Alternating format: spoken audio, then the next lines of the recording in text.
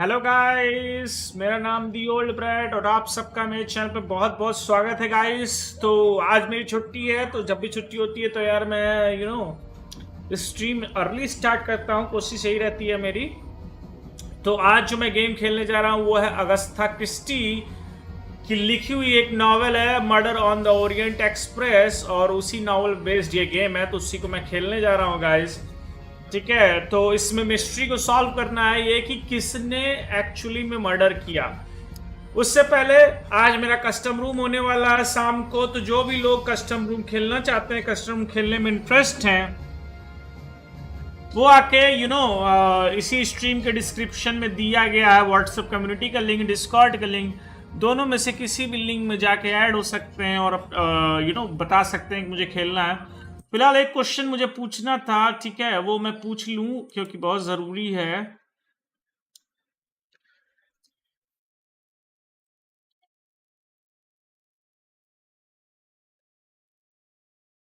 एक minute.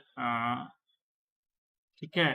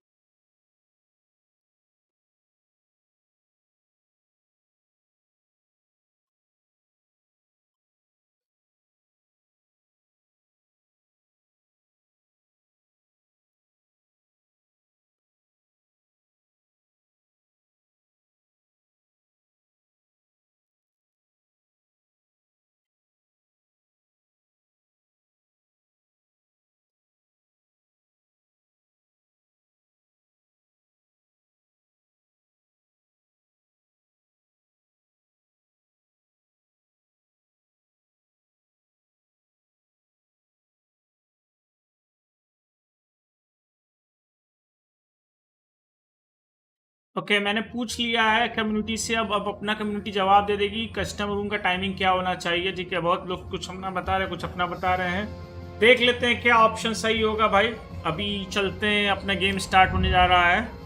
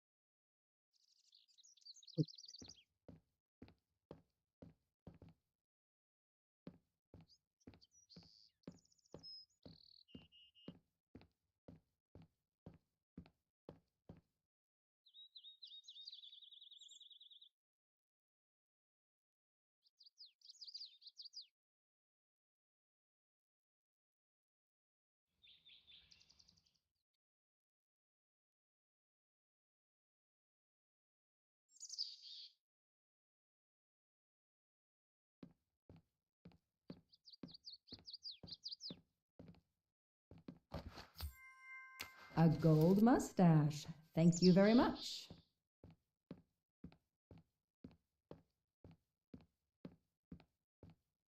A gold mustache. Hello, Miss Morrow.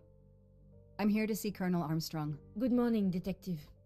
Colonel Armstrong is upstairs. He isn't well.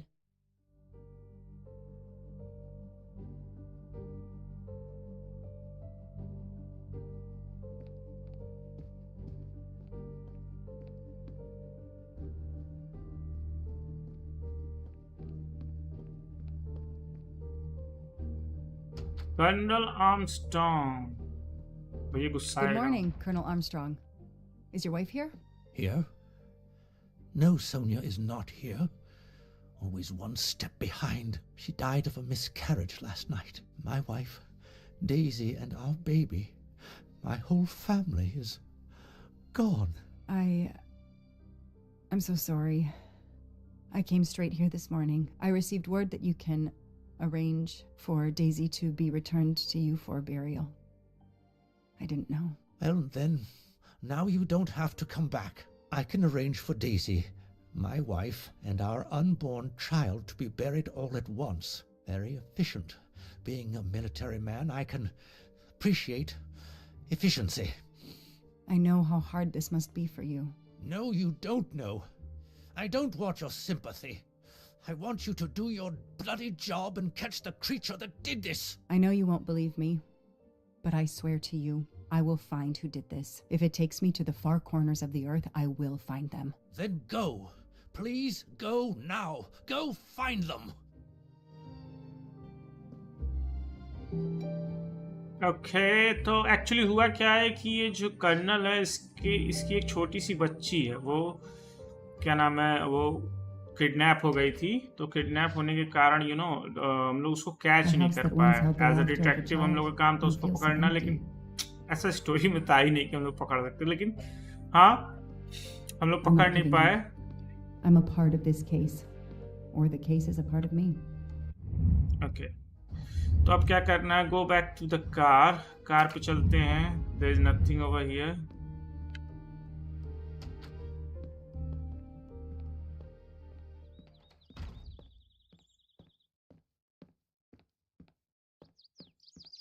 चला जाए। All units, hikers in the vicinity of the cabin where Daisy Armstrong was found spotted a pickup truck drive through the barricade tape and then head up the dirt road toward where the subject cabin is located. Any car nearby who can respond? Unit 28, we can respond, but we're a ways away. Dispatch, this is 11.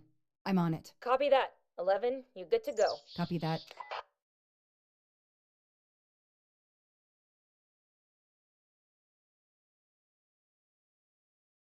Copy that.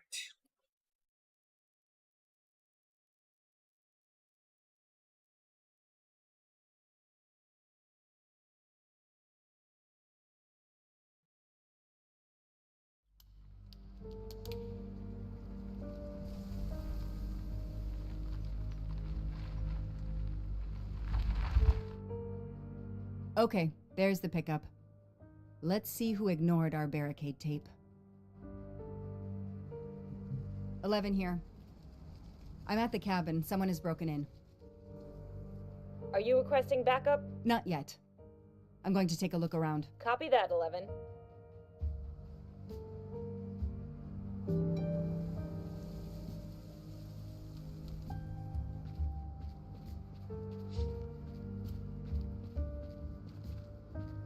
An individual has entered a police-secured area. I have to stop him first. Okay. Police secured area, guys.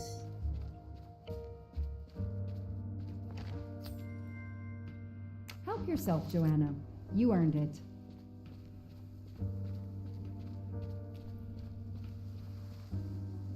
Somebody ignored the barricade tape. Footprints.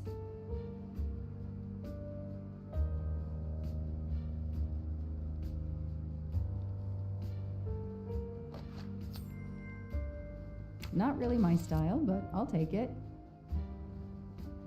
He's not here. P8 92. 92. My P8 grenadier was 92. killed.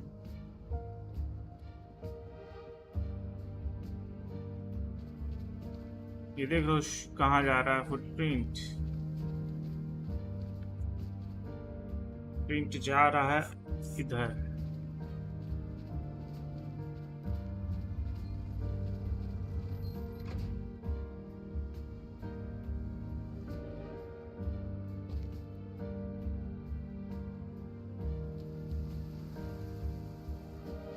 Don't shoot, पकड़ा officer. गया। I'm on your side.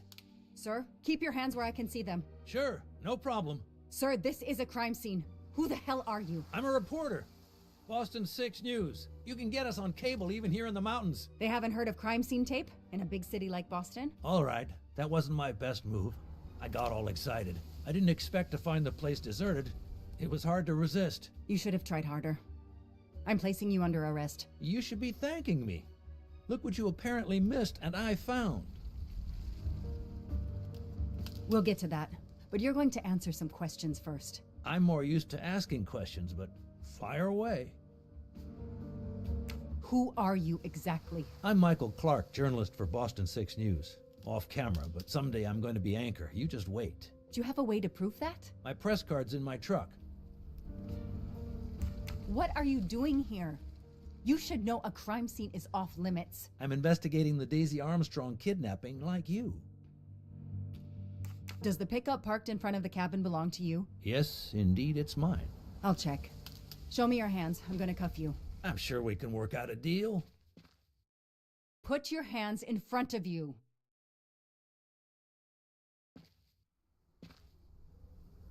यही है killer हुआ.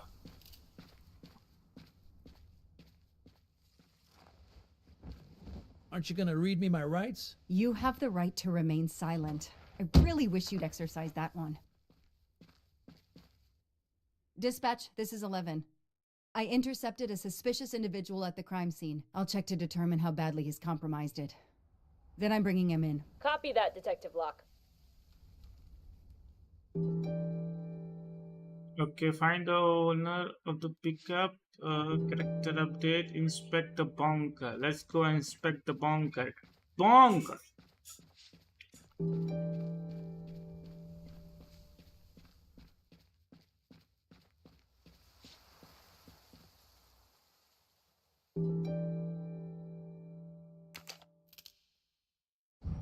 Okay, क्या था 3 8 9 Yes, I knew I could do it. 3 I 8 can 9 always use safe cracking as a career move.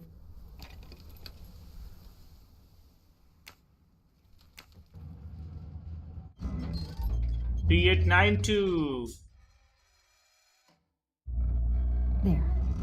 Now let's see what secrets you're hiding.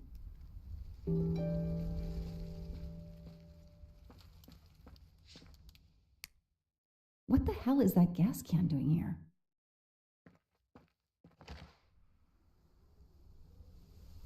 The cap's been damaged, and some gasoline has leaked out.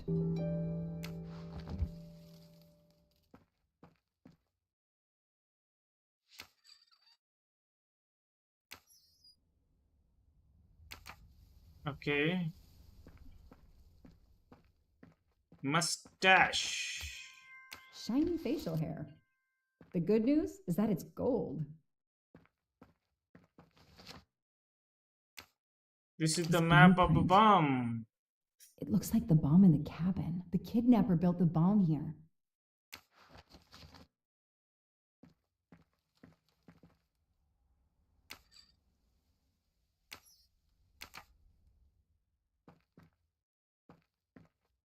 This bunker looks like it's as old as the cabin. Everything is falling apart.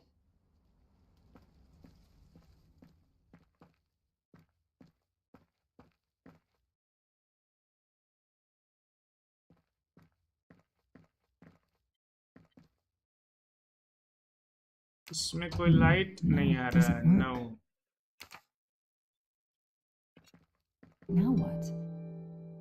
I have to turn the power back on to open this magnetic door. Okay, magnetic door खोलना है तो सबसे पहले सबसे नीचे वाला ध्यान दिया जाए और इसमें बीच वाला पाइप जा रहा है इधर से. ठीक है, तो बीच वाला.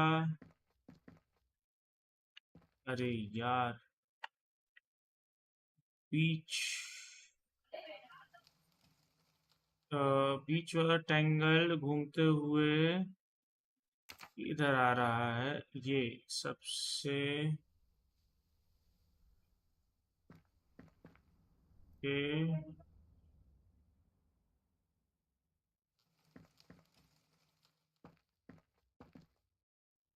ठीक है, ये इधर वाला है.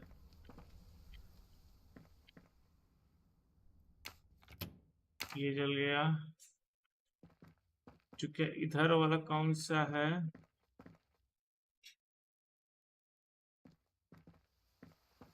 इधर से घूमते हुए इधर से आया, ये वायर उधर गया है। ठीक है, चलो भाई देख लिया जाए। इधर से जो सबसे लास्ट वाला है वायर सबसे नीचे वाला है वायर। चलो सबसे नीचे वाला वायर देखा जाए क्या है। वायर सबसे नीचे वाला घूमते हुए इधर आया, ये गया, ये आया। देखना पड़ेगा सबसे नीचे वाला घूम के इधर आया के। हम्म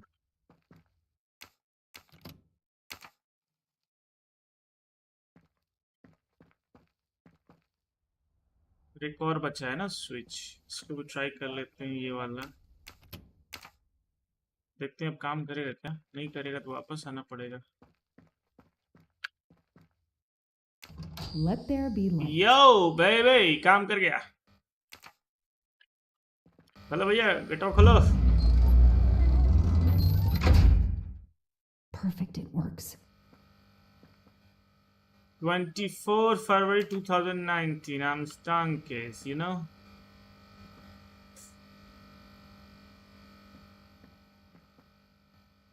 February 24th, the day of the kidnapping.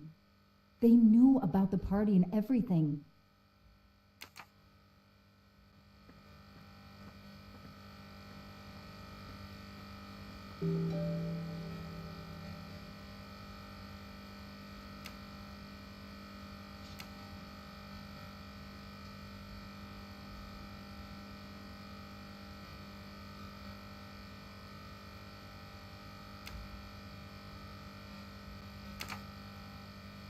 अच्छा एक मिनट,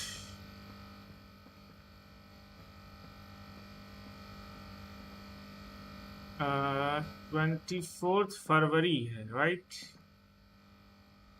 इसका पासवर्ड क्या हो सकता है गाइस? 24 फरवरी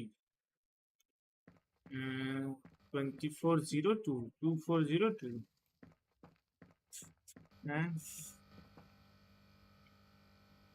पासवर्ड क्या हो सकता है गाइस? पासवर्ड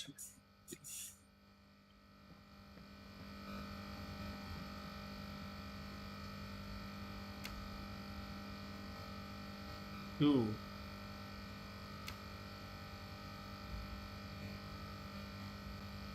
घुमाओ घुमाओ घुमाओ घुमाओ to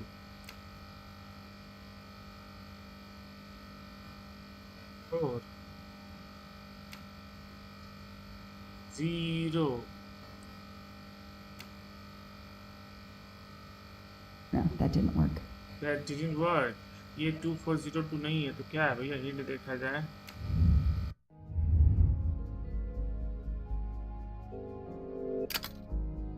If there wasn't so much noise, I could hear the sound. Okay.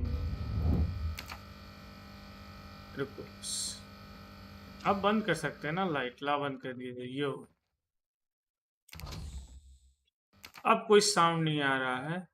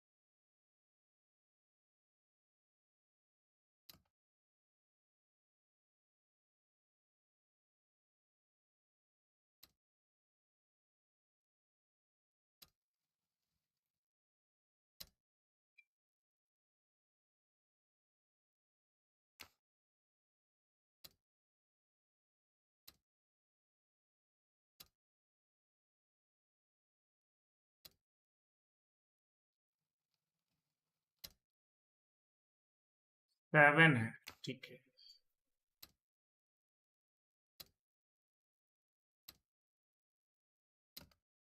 1 है।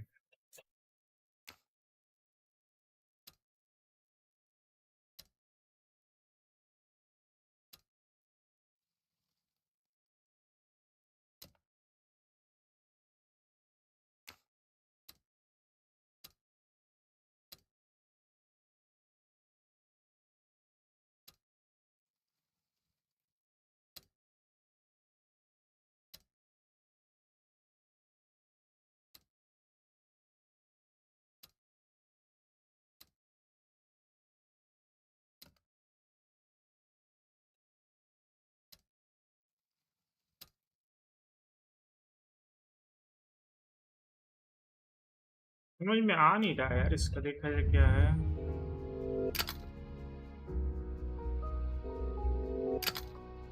5173।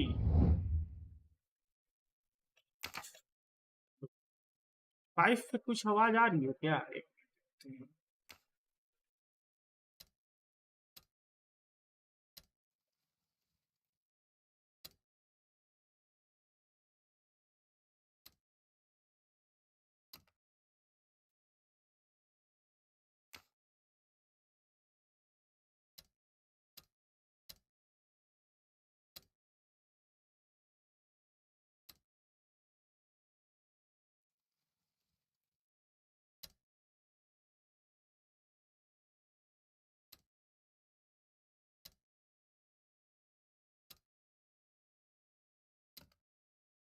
भाई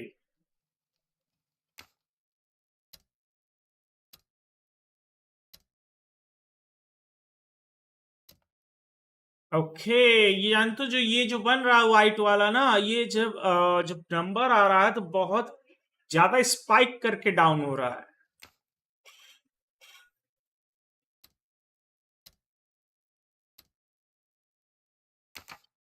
अरे गड़बड़ा गया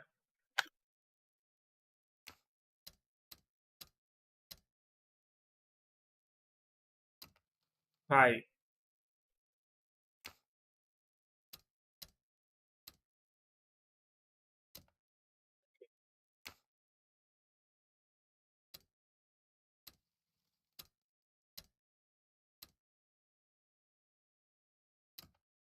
सेवन।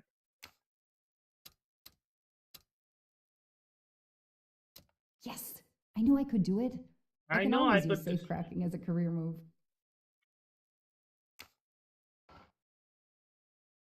5178। अरे भैया भैया, बहुत पैसा है।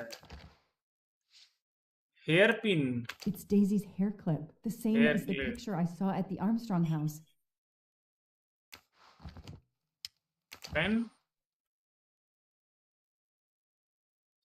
JM। An expensive looking pen with the initials JM? What's its story? JM money with hair, देख रहे हो ये That बाल। looks like a hair caught in the band around the money. Forensics will tell me for sure, but that doesn't look like Daisy's color.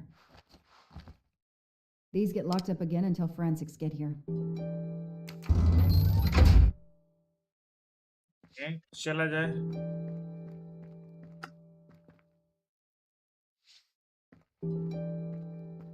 Inspect the bunker खत्म हो गया। चला जाए, इसका क्या मिस्ट्री है? I'll secure the bunker for forensics. Okay, mystery Progress पे at last.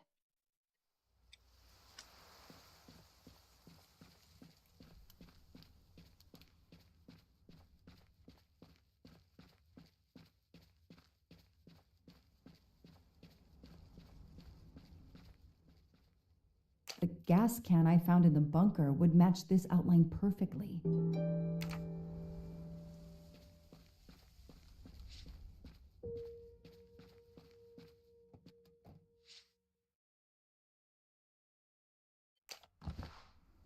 Prescott, journalist reporter Boston, Michael Clarke.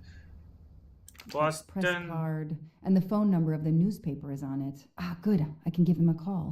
3487 I guess. हाँ 3487। कैमरा ओके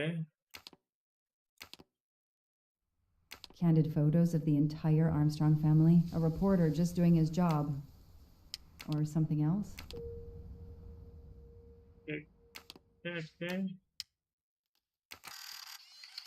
ओके और ये क्या है safe The glove compartment is closed. कोई नहीं चाबी यहीं कहीं होगा नहीं है चाबी यहाँ नहीं है चाबी इसमें नहीं है कुछ तो है नहीं अभी इसमें है क्या यो Car keys in the sun visor. A classic hiding place. Well, at least on TV.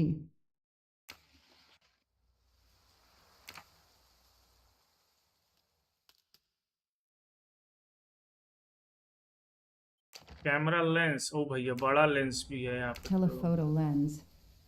Not so surprising for a journalist.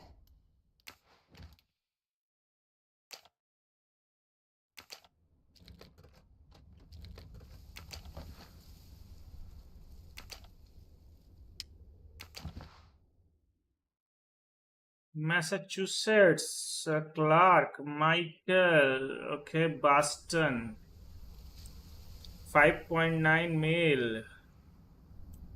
Clark's driver's license seems to be in order. Chicago Museums.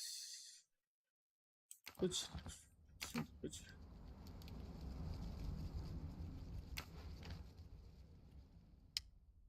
ये क्या है The vehicle Certain- registration is not in the name of Michael Clark or a rental company.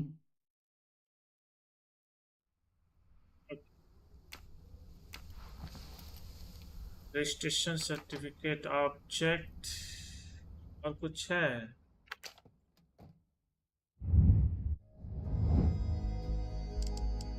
Oh my God भूल गया क्या number 3 4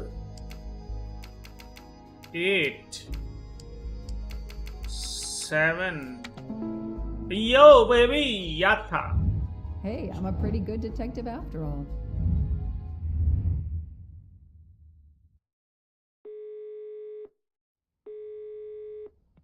Hi, I'm Detective Joanna Locke, Berkshire Police. I'd like to speak to an editor, please. One moment, please. Hello, Detective Locke? This is Abby Wilson. I'm a senior editor. What can I do for you? Does a man named Michael Clark work for you? Yes, he does. Why? When was the last time you heard from him? Oh, it's been at least 7 or 8 months. That's not unusual.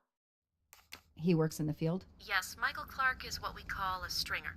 He works as a freelancer, comes up with a story we can use, we pay him, then we don't hear from him again for several months. What kind of stories does Mr. Clark write? Mr. Clark is an investigative reporter, mostly crime stories, to tell you the truth. He comes up with some pretty macabre stuff some of the time. Is there a problem? Or a story? Do you remember what the last case he investigated was? It was a murder case. The victim was a millionaire named James Miller. He was called the Frozen Fish King of Gloucester, Massachusetts. His body turned up in one of his nets. Or, rather, most of it did. Ah, well, thank you, Ms. Wilson. You've been a great help to me. Pleasure. I hope he's not in trouble. He can be a little pushy, but he's a good guy overall. So what's he working on now, Detective? Are you sitting on a story? Thanks again. Thanks again चला जा बात किया जाए mister लोलू से कहाँ गया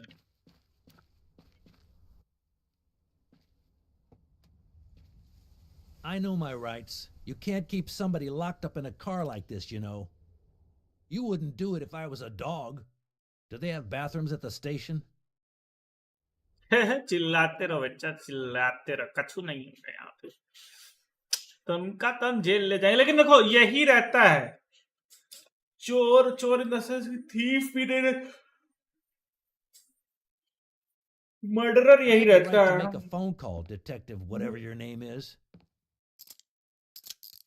That phone is an outside line. Hello, boss. It's Michael Clark. I'm still on the Armstrong kidnap, but there's a small problem. I got caught being someplace I shouldn't be. I'm at the police station. No, I'm not under arrest. Just questioning.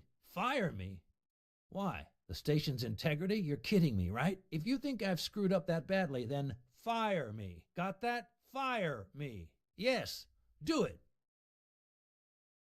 That didn't go well. I think I got my point across. What happens now? Go ahead. Then we'll have a chat. Okay.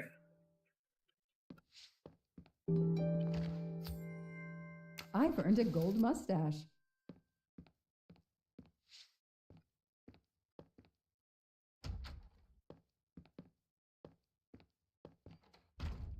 Now that we've taken your DNA, we can begin. Interview of suspect Michael Clark, 6 p.m., March 30th, 2019. This interview is being recorded. By elves behind the mirror, no doubt?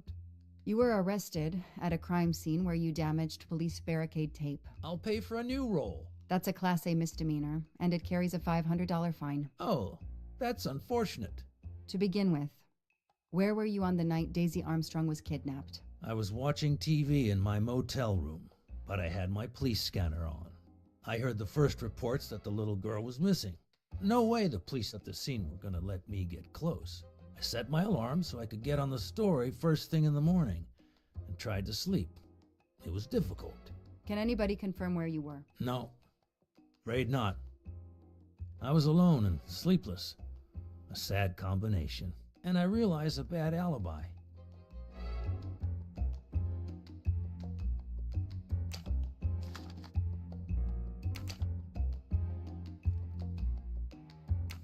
Let's move on to the gas cans and what we found in your pockets when you were brought in here today. That sounds exciting.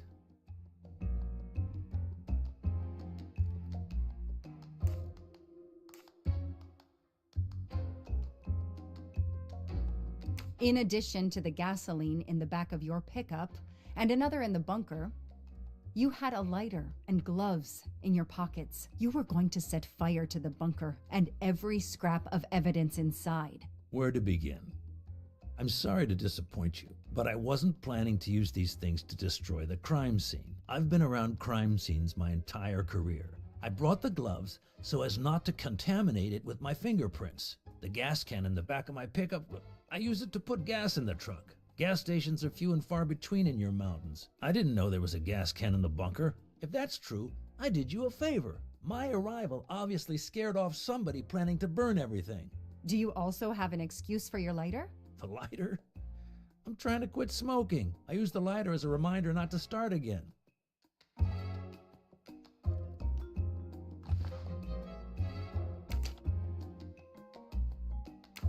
You say you're a journalist, a stringer for Channel 6 News in Boston. I sell my stuff to lots of media outlets.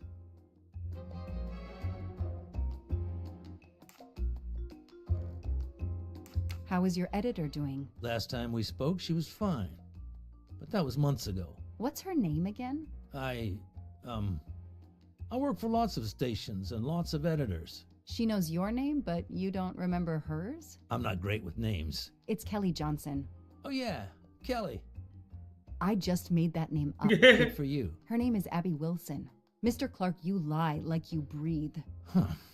Well, that was mean. He thinks he's invincible. I need to play his ego. That's the key. What are you doing in the Berkshires? And what is your connection to the Armstrong case? For the past few months, I've been working on a big case. Boston 6 News was looking forward to my next story. The Armstrongs have been on my list of potential targets for a long time. I changed gears when Daisy was kidnapped and started investigating the Armstrongs.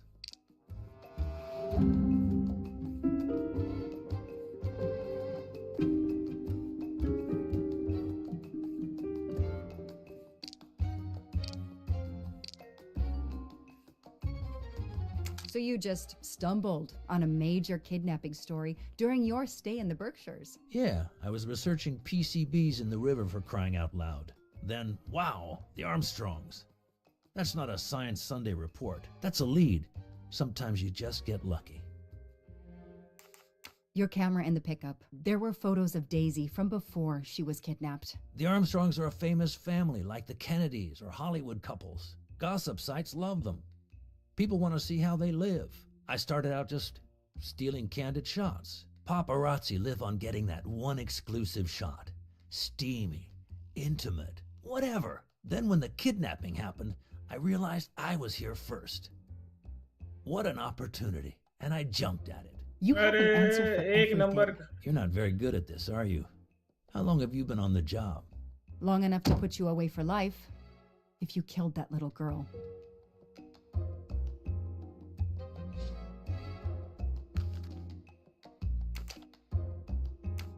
Let's start with why you went to the cabin. If the police were interested in it, I was interested in it.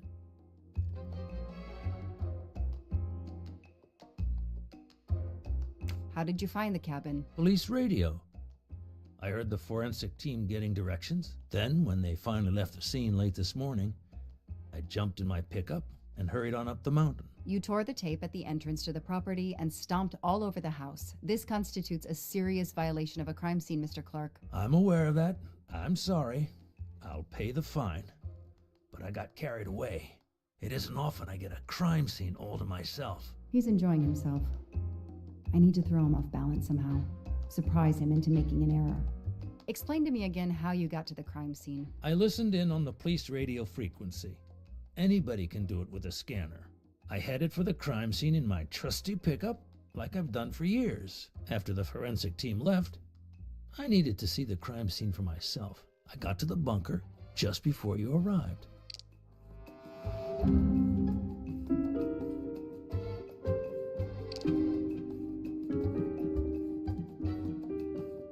You said you've been driving that pickup for years? You heard right. Thanks to it, I never miss a story.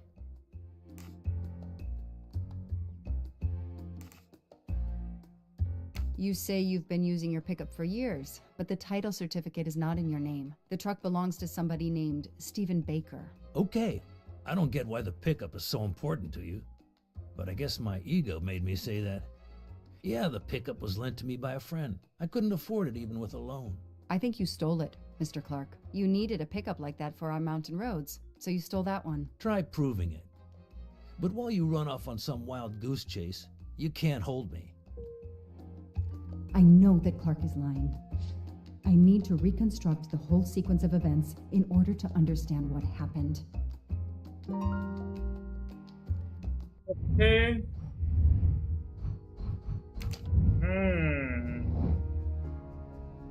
तो कैसे कैसे basically वो gas can वहां पहुंचा? ठीक है, ये क्या है? I came and surprise Clark. Clark takes a can of gasoline from the pickup. And ये क्या है? Clark closed the bunker. Clark opened the Clark breaks the barrier tape.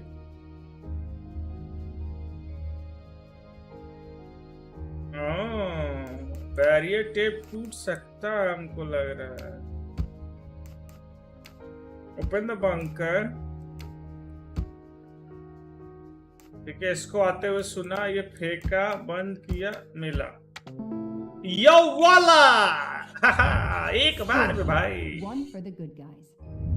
I'll tell you what really happened. You waited until forensics left and arrived in your probably stolen pickup. You grabbed a can of gasoline from your truck. You then went into the cabin to check if Daisy had been found. You then went straight to the bunker to see if it had been discovered, planning to set it on fire and destroy all the evidence inside. Before you could start the fire, you heard me arrive. So you hastily left your gas can and closed the hatch. You didn't think I could open the bunker. If I hadn't found you, I expect you would have burned down the cabin too. I'm not going to make fun of you, Detective, or how you handled my interrogation. You're obviously very new at this. I swear I'm telling the truth. I didn't know the bunker was there until the moment you showed up. I seem to have trumped your entire police force. When I get the DNA results from the bunker, we'll continue this conversation. You have no concrete evidence against me whatsoever. The lab results will be in soon. You won't get away with this. See that call? That's your arrest warrant and a one-way ticket to prison. I'll be right back.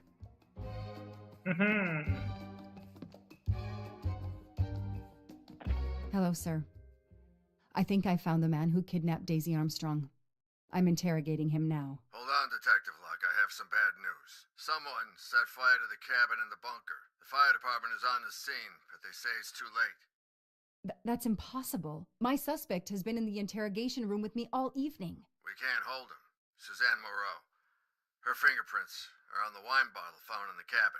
We also found an unknown person's fingerprints, but they don't match your suspects. Sir, with all due respect, I'm convinced Michael Clark is involved. Detective, I'm cutting you some slack already, but we cannot hold your suspect simply because you're convinced he's guilty. We have evidence that Suzanne was working with an accomplice, Noah Garrity. I order you to release the reporter and arrest this Moreau. Let me just check my last lead. The DNA analysis of the hair found in the bunker safe. The results just came in. I know how hard this is. Okay, get the DNA result. The DNA results. Detective Locke, I will give you 1 hour maximum. Then you close the file and arrest Suzanne Moreau. Thank you, sir.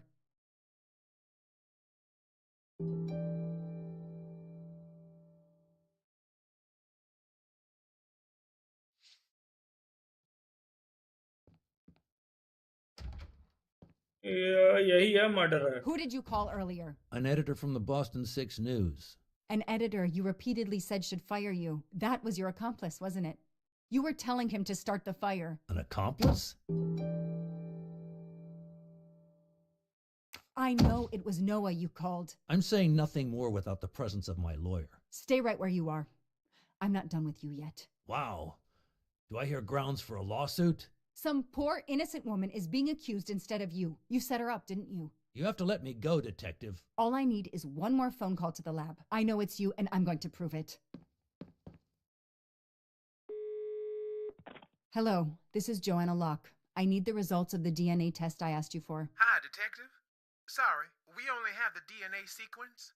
We haven't had time to compare it with the suspects yet. It'll take 7 more hours. I'm sorry, but you are not the only one on the waiting list. Send your analysis to my computer in the office. I'll do the comparison myself. I need authorization. I have a murderer who is going to walk free unless I get those results now. Fine, we'll send it to you right away, but I'll have to log this.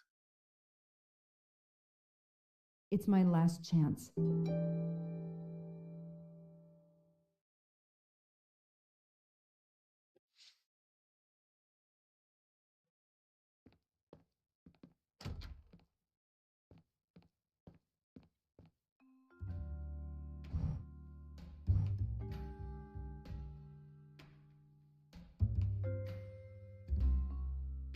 ATC.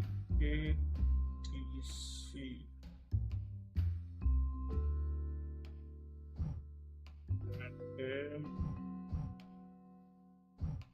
Suzanne Moreau.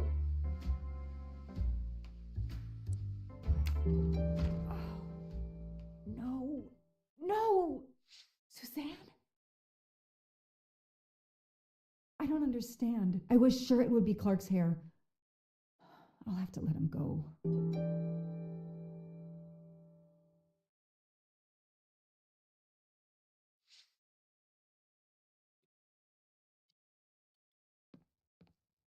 Case files. A lot of them for our tiny town. This is all a game to him, and he doesn't expect to lose.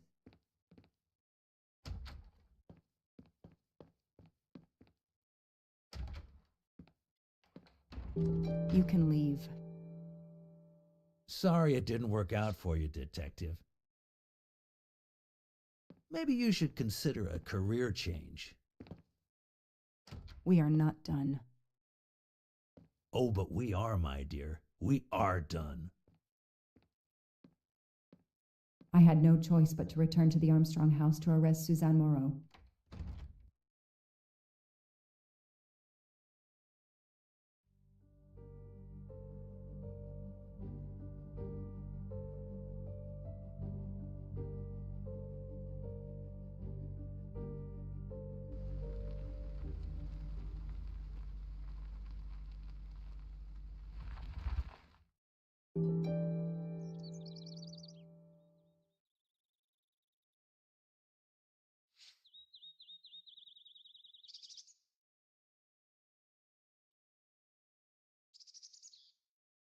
The arrest warrant for Suzanne Moreau.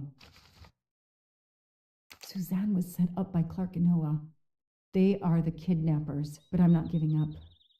When Suzanne comes up for trial, I will fight for her defense. But for now, the district attorney is in charge. If I want to stay a detective, he always has the last word.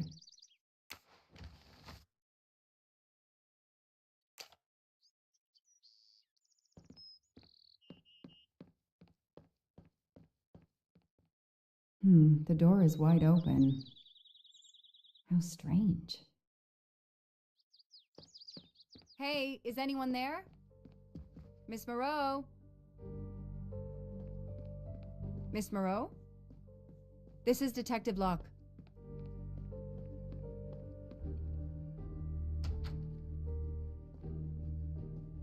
Miss Moreau, can you hear me? It's me, Detective Locke. You must get up now. Miss Moreau? Miss Moreau, can you hear me? Suzanne Moreau is dead. There are no traces of blows or injuries on her body. She doesn't seem to have defended herself from anyone.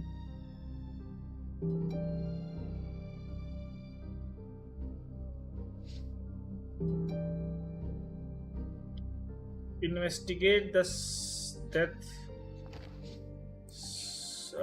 Farmer sleeping 3000. जब मन के तब कर. It appears Suzanne killed herself by ingesting all these drugs.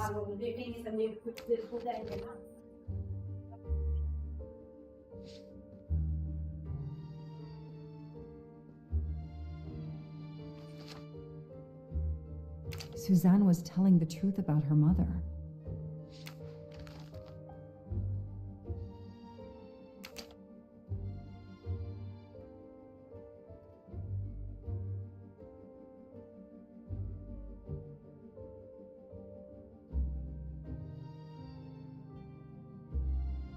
She must have realized at last how she'd been used. The death of her mother would have been an additional shock, and the self-righteous court of social media was as quick as usual to try and convict her.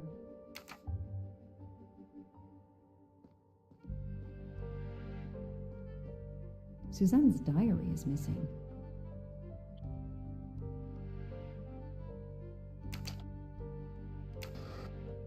Her glasses are missing.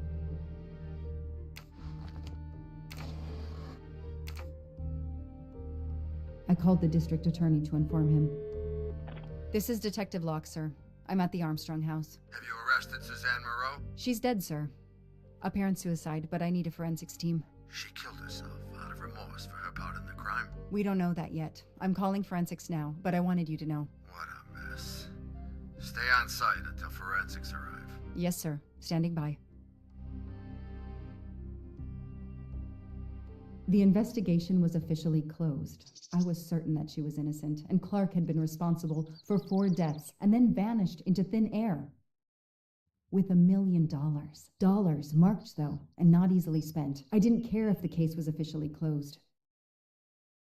I swore, Mr. Poirot, whatever it took, I would hunt him down.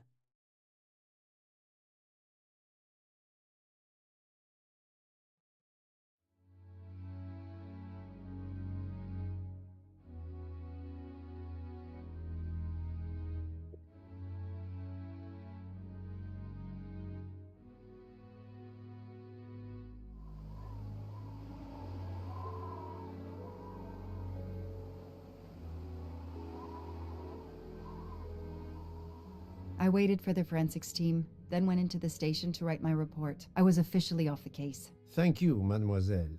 That obviously cannot be the completion of your story. If I might ask a question? Of course.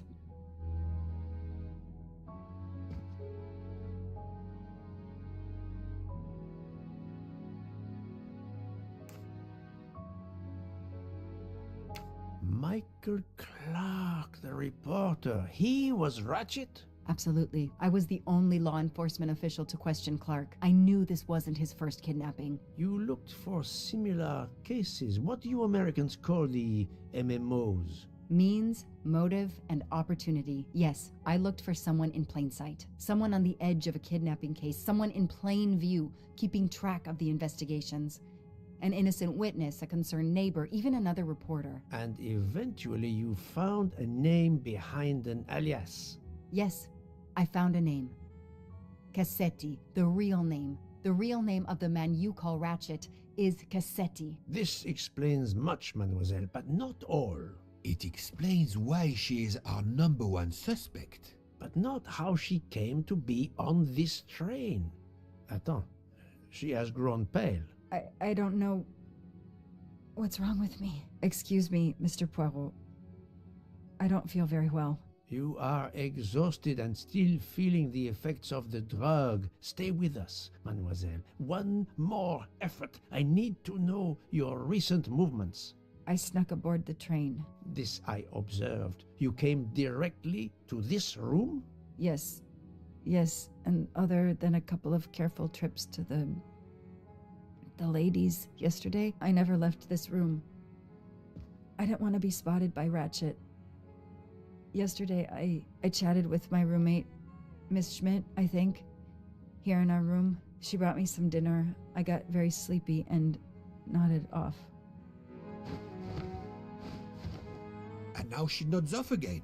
Is this a joke? She must be faking, so we can't interrogate her further, Poirot. No, Book. She really seems to have fallen asleep again. It is my fault. She must have been given a dangerous dose of sleeping pills last night. The effects should wear off soon, I hope, but I am afraid asking her to tell us her story was too much for her. Pinch her, Poirot. She's faking. Her eyes are dilated. She is not faking, and there will be no pinching. Dr. Constantine, please stay with her. Monsieur Book, ask the other passengers to gather in the dining car. There are still many questions I need to ask. But all of them together? Won't someone overhear you questioning the others? I will speak softly because I am trained to do so. They will speak softly because they want to. Very well. I will do as you say.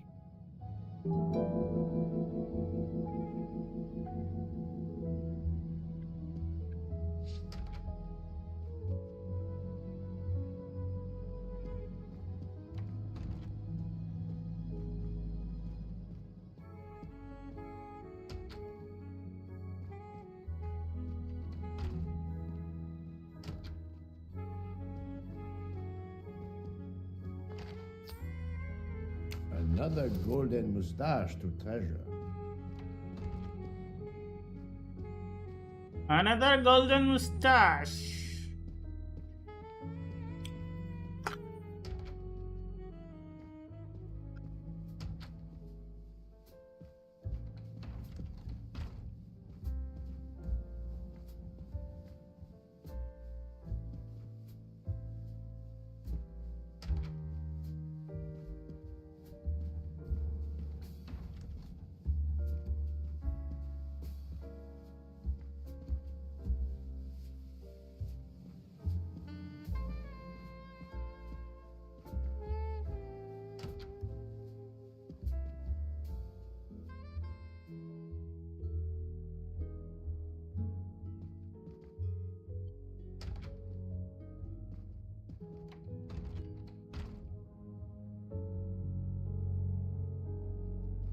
The passengers who agreed to come and talk to you are assembled, Poirot. Mr. Masterman is already here to answer your questions. Perfect. Thank you, my friend. Sit down, Monsieur Masterman, please. Thank you.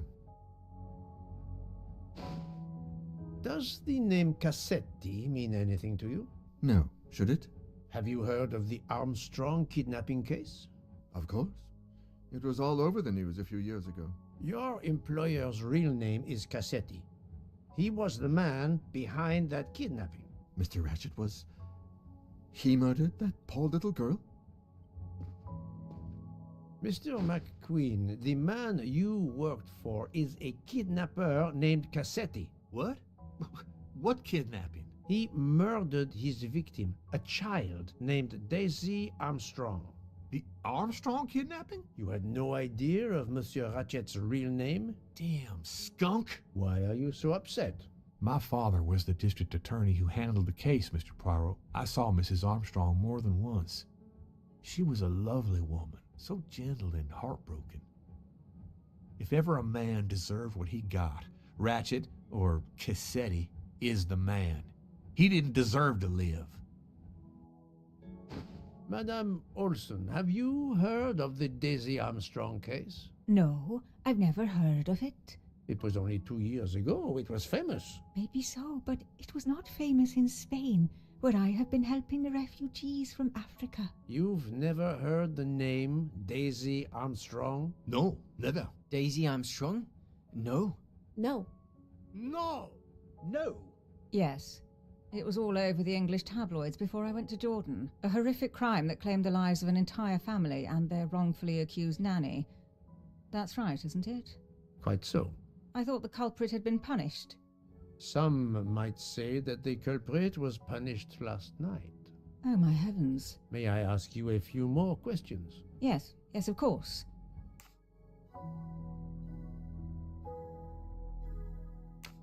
You were in Jordan? Yes, I was an English tutor there to the children of a high official. Until recently.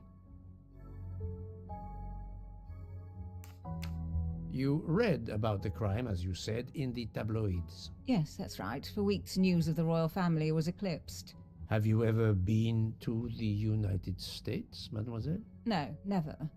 Jordan was really my first trip abroad. What is your relationship to Captain Arbuthnot? Who? A former soldier traveling with us. You must have met him. Oh yes, I met him on the platform in Istanbul. We only had a brief exchange of pleasantries, nothing more. British Reserve and all that. Ah, the British Reserve. Yes, with this I am familiar.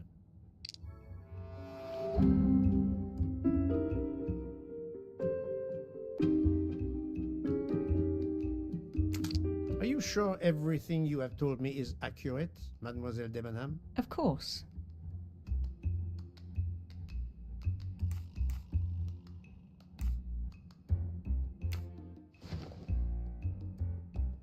Mademoiselle, I know that you met Captain Arbuthnot at the Tocatlian Hotel.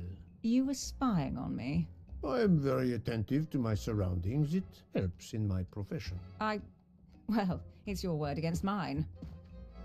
I had occasion to be of some assistance in recovering Captain Arbuthnot's train ticket. While searching his room, I also discovered one of your earrings. Whatever your relationship may be to the good captain, I doubt it has anything to do with British Reserve. You will not tell me your secret, mademoiselle? I can't. I don't know what you mean. Poirot, Miss Debenham's got nothing to do with this business. Nothing. Do you hear?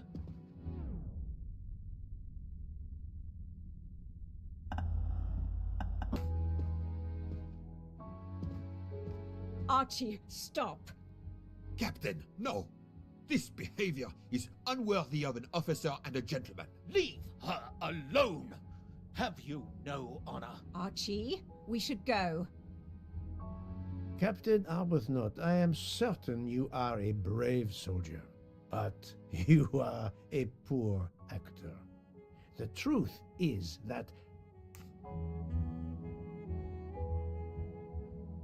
your relationship with Miss Debenham is beyond doubt, Captain. Your reaction was apparently that of a man trying to protect the woman he loves. I might understand that if your relationship was some cleverly disguised secret, but it is not.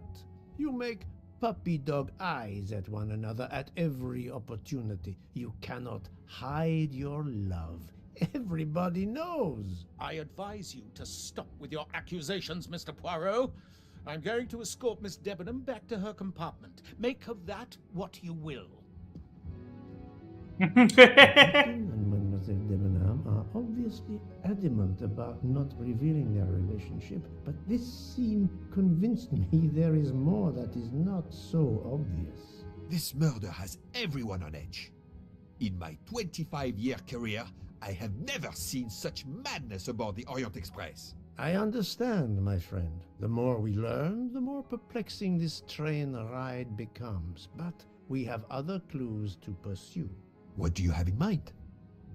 The broken watch on Monsieur Ratchet's wrist, for example, and the handkerchief found near the body.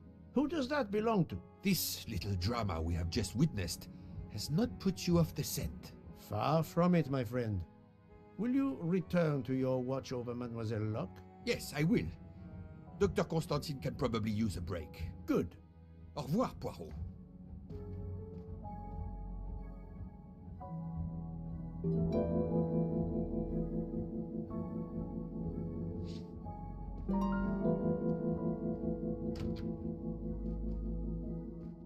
Hypotheses about the watch. Ask for missing alibi. सब हो जाएगा. Okay, let's help them. Monsieur Foscarelli, I would like to ask you a few questions, if you allow me. Ah, Signore Poirot, is it? I was wondering when you'd get around to me. Unfortunately, you find me on a mission of mercy. Hello, Monsieur Poirot. Sorry, we have a small problem. The orange juicer has broken down and I can't fix it. Mr. Foscarelli has kindly offered to help me. It isn't the car engine, but I am doing my best. Even with the two of us, we can't manage. Let me guess. You call upon Poirot to help. I'd be happy to answer your questions when we finished.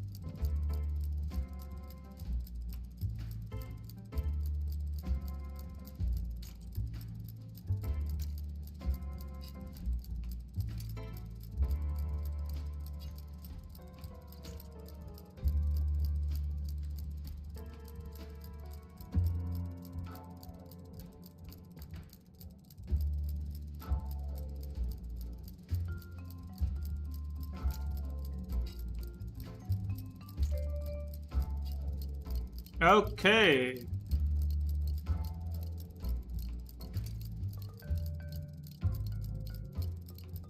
इसकी कोई जरूरत ही नहीं है, मतलब है ना, वो नहीं लगेगा, यहाँ लगाना है, इसको चलते यहाँ लगाते हैं। अरे यार, वहां से कोई मतलब ही नहीं है, इसको उतारो, यहाँ रखो।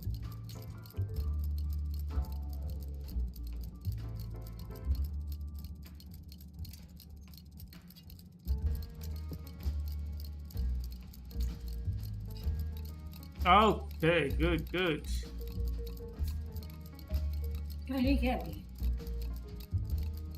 कहीं आराम बना के रख दो, परेशान हूँ। नहीं, यहाँ रखो। इसको चलो, और ये लगा दिया, ये। Voila, it should work correctly now.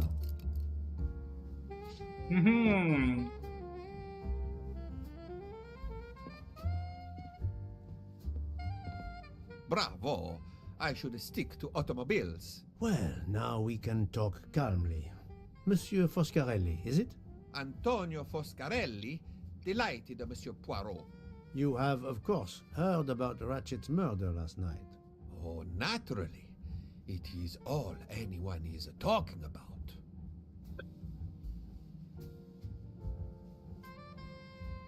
Can you tell me your movements on the night of the murder? I went to bed right after dinner, but I slept very badly. My roommate, Mr. Masterman, had a toothache. Oh, he moaned all night. It woke me up several times. Did you hear anything or notice anything unusual? No, nothing that I can think of. I stayed in my bed all night. Have you ever been to the United States? Yes, it has been a primary market for our cars for the last 10 years. You remember the Armstrong case? Armstrong? The name, yes? It was a little girl, a baby, was it not? Yes, a very tragic affair. Did you know that Cassetti, the kidnapper, was actually Ratchet? Oh, no. Then he deserved to die. I mean, wouldn't you agree? Well, thank you, Mr. Foscarelli. I'm sorry I couldn't help more, Signore. I remain at your disposal if you should need me. Okay तब तक ये देखते हैं क्या है.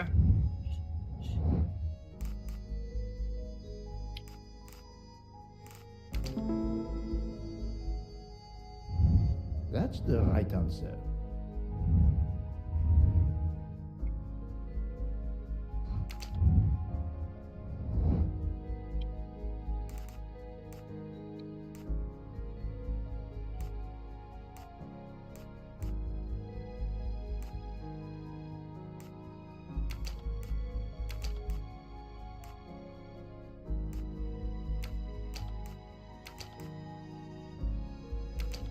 एक दो तीन चार पाँच छः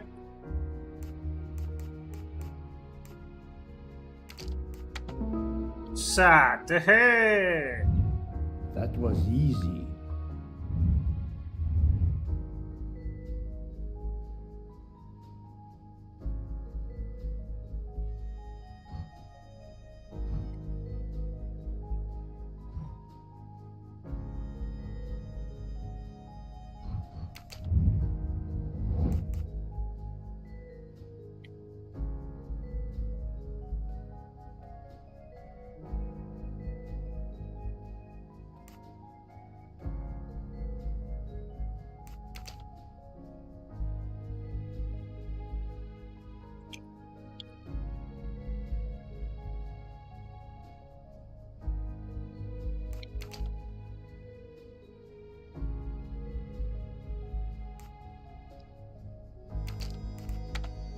This is wrong, but I'm never far from the truth. Let me consider all the possibilities. I must admit I'm not right this time. Let me consider all the possibilities. Think, Poirot. That is not a good answer. Let me consider all the possibilities. Yes, there are only 3 possible hypotheses. The watch has been tampered with, or it is out of adjustment, or it indicates the time of the murder. I shall explore these last 2 possibilities before reaching any conclusions. If the watch is out of adjustment, it may be broken. There may also be another reason related directly to Ratchet. Maybe the watch is set to another time zone. Contradictory information.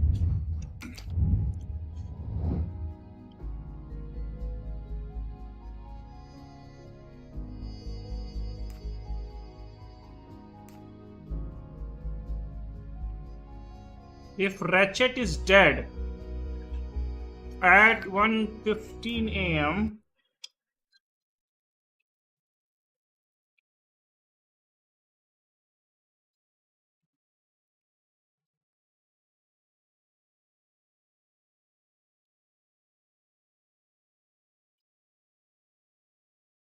Okay.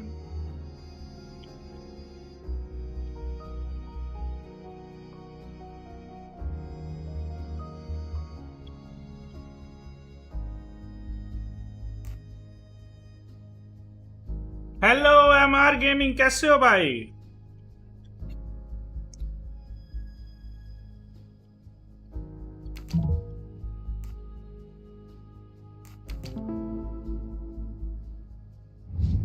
That was easy.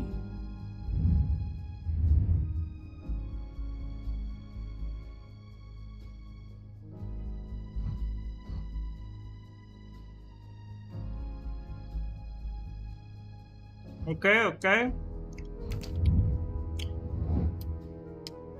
This is wrong, but I'm never far from the truth. The watch was not defective because the second hand is still moving. Et voilà. ए वाला मैं भी मस्त हूँ, मैं भी मस्त हूँ।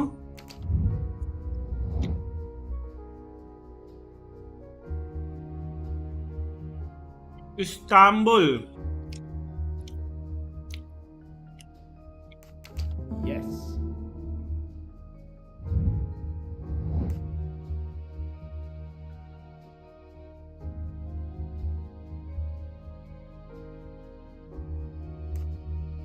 Adequate. If this theory is correct, then the murder took place at 12:15 a.m. I must interrogate all the passengers to see if any of them have an alibi for this hour.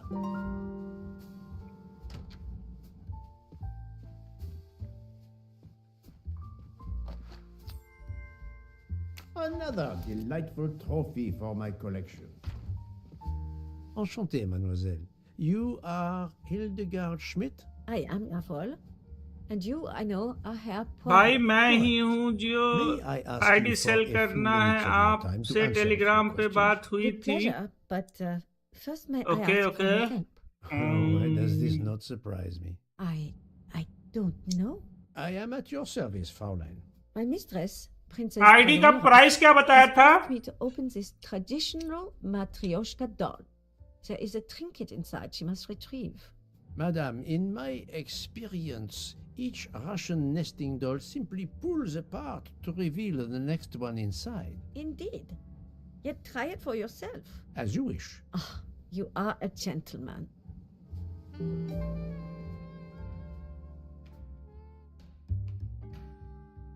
Okay.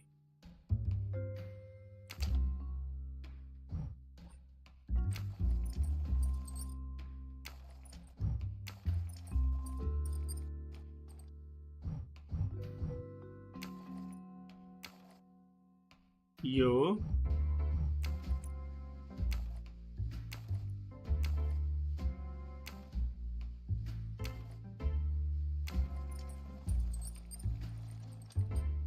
ना ये कैसे हो सकता है? ये match कर रहा है, इसका आधा कहाँ है भाई? ओके, इसका ये मैच कर लिया, मान लो इसका आधा कहाँ है? और ओके, ठीक ठीक, ये मैच कर गया, ठीक है। यो बाय बाय, हो गया।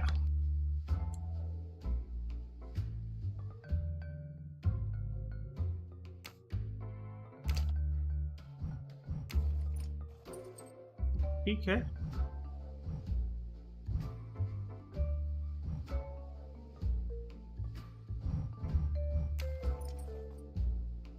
ये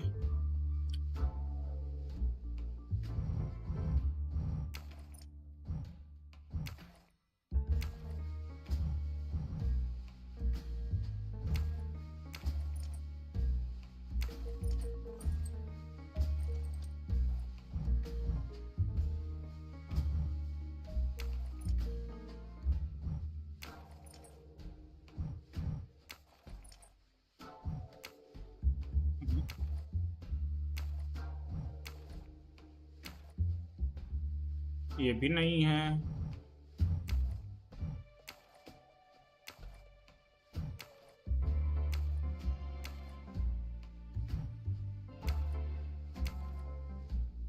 अरे कौन सा पैटर्न है भाई? हमको लग रहा है हिंट लेना पड़ेगा हमको, है?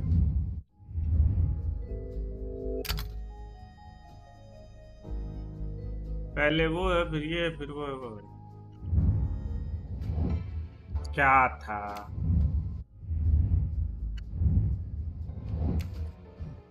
ये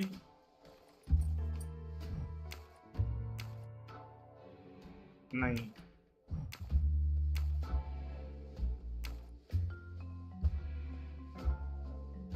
टेलीग्राम पे मेरे से बहुत से लोगों से बात हुई। आपसे मैं बस पूछना चाह रहा हूँ, आपकी आईडी कितने में सेल हो रही थी?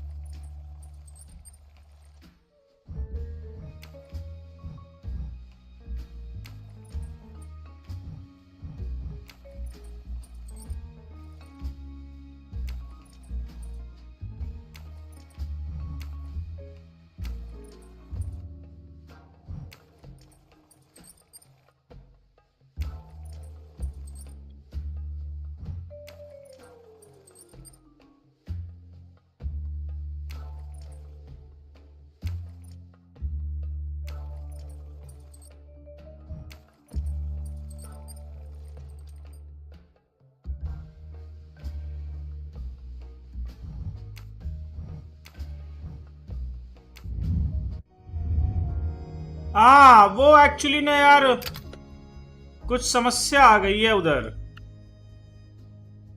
2 times उधर 1 times।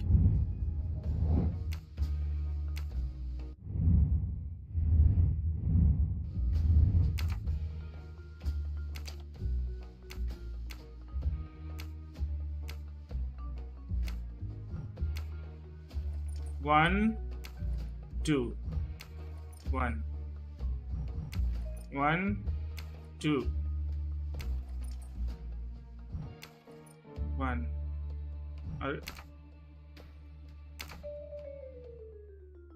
एक मिनट।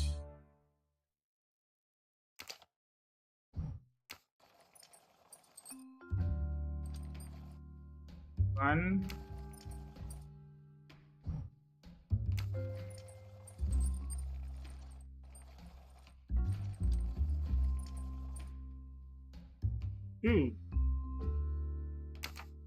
इसका हिंट देखना पड़ेगा, समझ में नहीं आ रहा भाई।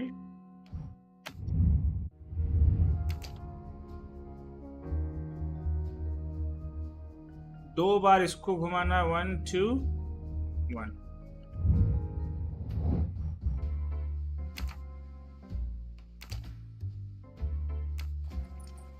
One,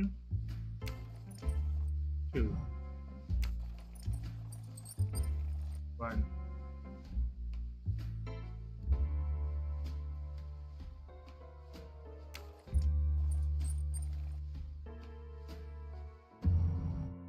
ये फ्लावर नहीं होना चाहिए मेरे ख्याल से।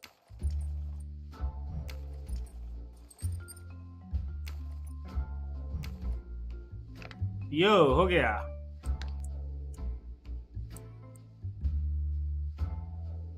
The inscription reads, "To my dearest friend." Ah, thank you very much.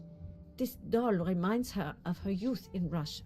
It was very hard under the Soviet regime, but thanks to her strength of will, she rose to be the head of a museum of antiquities in St. Petersburg. Even though she now lives in Berlin, it is said that the Kremlin still fears her. She must be a formidable woman indeed. You are her maid? I am her companion. I help her in her daily tasks, and I keep her company. Ah, forgive me.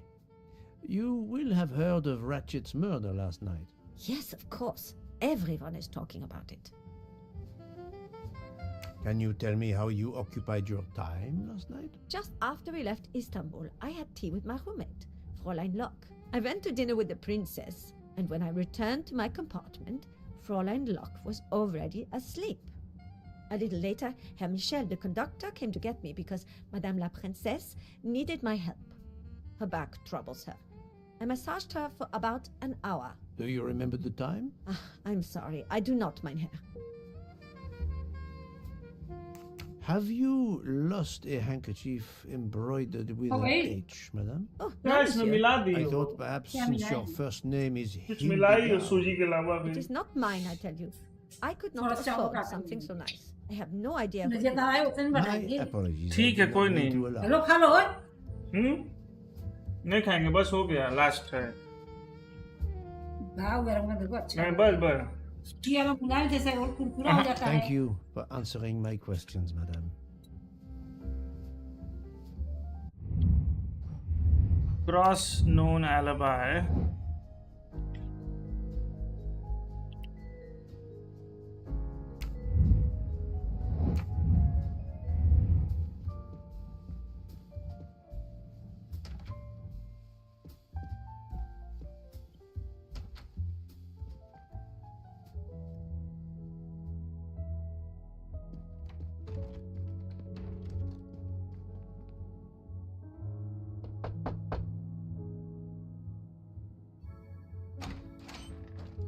Monsieur, I am Hercule. I know who you are, Monsieur Poirot. What do you want? Answers to a simple question or two. All right, but quickly. My wife is quite ill. I would like to stay by her side. I promise. First of all, I imagine you know about the murder. Of course. The Countess is terribly distressed. Your full name? Rodolphe Adreny. Your home is? Budapest. And how do you come to be aboard the Orient Express? I am a Hungarian diplomat. My family has represented our homeland since the revolution from the Soviet Union in 1956. I was on my country's business in Istanbul. Business which I cannot discuss. And your wife often accompanies you on your diplomatic missions? Yes, and why not? Was there anything else you wanted to know? Hungarian diplomat 34. Voila! I'm right again. That happens to me a lot.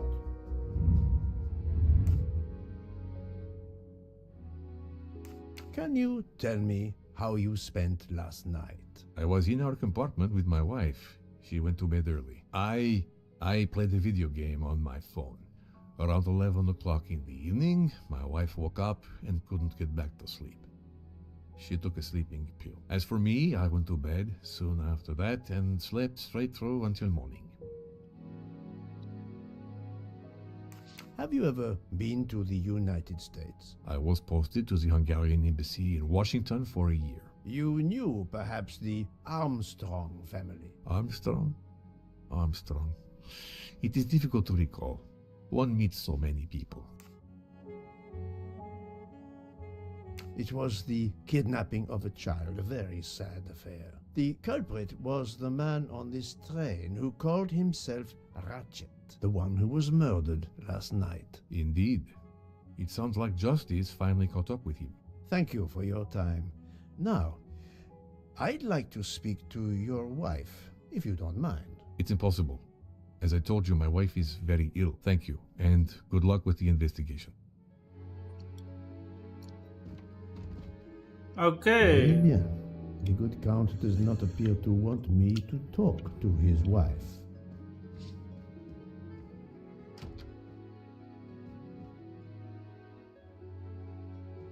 Madame Hubbard, may I ask you a question or two? It won't take long. Anything I can do to help. Have you misplaced a handkerchief recently? No, I don't think so. Why? We found a handkerchief embroidered with the letter H, so I thought it might have been yours. I'm sorry, but it's not. It may belong to Miss Schmidt, Princess Dragomirov's lady's maid. I believe her first name is Hildegard. It is a possibility. Anyone could be lying, of course. I thank you, madame.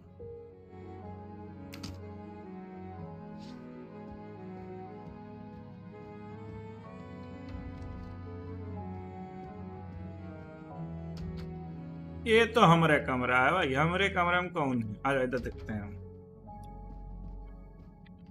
Hello. Can I do something for you? Hello, Monsieur Hardman, I believe. You have heard of the murder? Cyrus Hardman.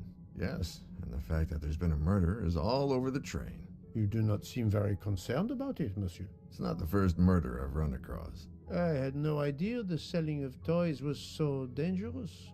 I did overhear you mention at dinner that this is your profession. Toy salesman is a cover. I'm a private detective, just like you, from the U.S. From the US, so he's an American private detective. Age must be 55. Voila! That's the right answer. I did not expect to find another detective on this train. I just finished a job in Istanbul when I received an email from Ratchet. He hired me to protect him. Something you failed to do. I'm not happy about that. He'd received some threatening letters. I was supposed to watch his back, and yeah, something I failed to do. But he seemed to think he was in more danger when he left the train. He was traveling to Paris? I assume so, but I'm not entirely sure. Can anyone on this train confirm your identity? Yeah, that McQueen kid. Ratchet's secretary. Were you on duty last night? You bet. I kept my door open a crack and I watched all night. No one entered that car who didn't belong there. Did you see anything in particular? The conductor, Michelle. He was there most of the time too, except for 15 minutes or so after we left Vinkovsky. He must have answered a call from Ratchet's room. Then he was absent again for a while around 1 a.m. After that, he didn't move until 5. Monsieur Ardman, have you heard of the Armstrong case? Armstrong? The kidnapping 3 or 4 years ago? Who hasn't? Why? Ratchet's real name was Cassetti. I have reason to believe he was the kidnapper. What? He killed that little girl? No, I didn't know. If I had known, I wouldn't have taken the job. Do you have any idea who was behind the threatening letters? I don't know his name, but Ratchet told me he was a small man. Dark hair, with a womanish kind of voice. Oh, thank you for your help.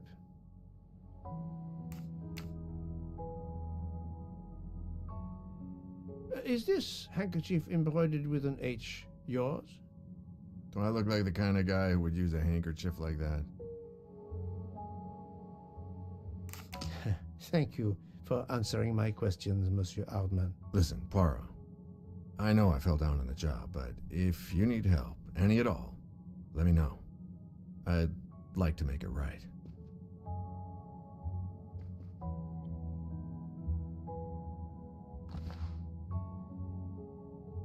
Oh, it has been a while since I have seen one of those. One of those.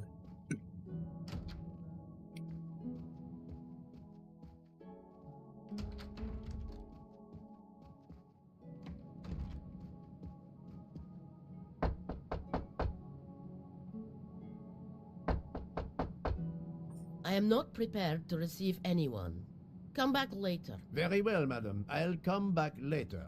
But you will need to speak to me.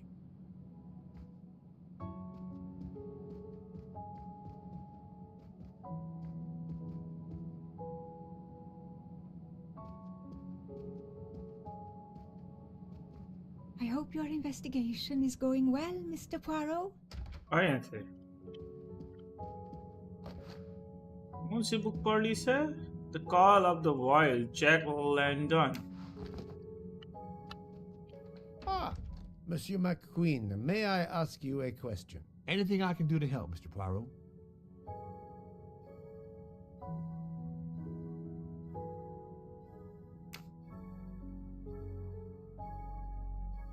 This handkerchief embroidered with an H. Is it yours? No, I don't use cloth handkerchiefs. Thank you. I won't bother you anymore.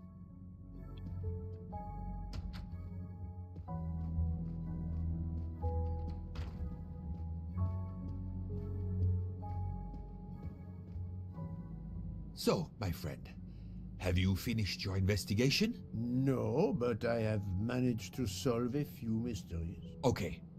I stay here to watch this young lady.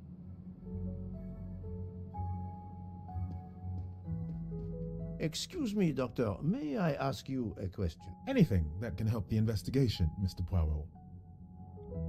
I wanted to know what your first name is, Doctor. My name is Robert. Why? To find out if the handkerchief embroidered with an H could have been yours. I'm a doctor, Mr. Poirot. Cloth handkerchiefs are a playground for viruses. I would not touch one.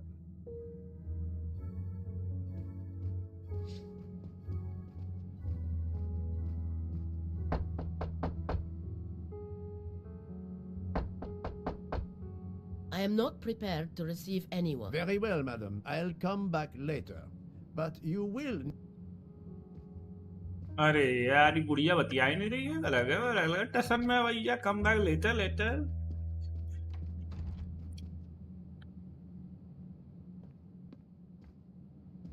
चलें ये बात करें जब 205 में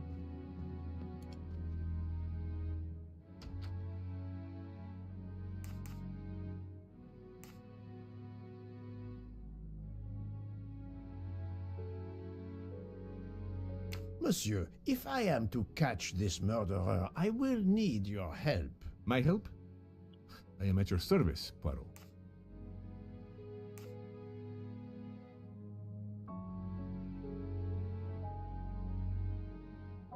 You are obviously a devoted husband, Count Andreni. My wife means the world to me. There were questions in Budapest about a Hungarian diplomat marrying an American woman. It did not deter you. I would have given up my position for her. I would think it is universal.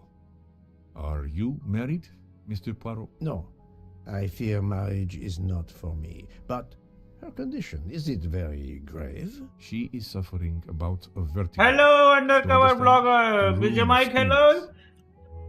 With your mic are for kids. I think Dr. Constantine could help your wife. There is a doctor on this train? I did not know. Where is this doctor?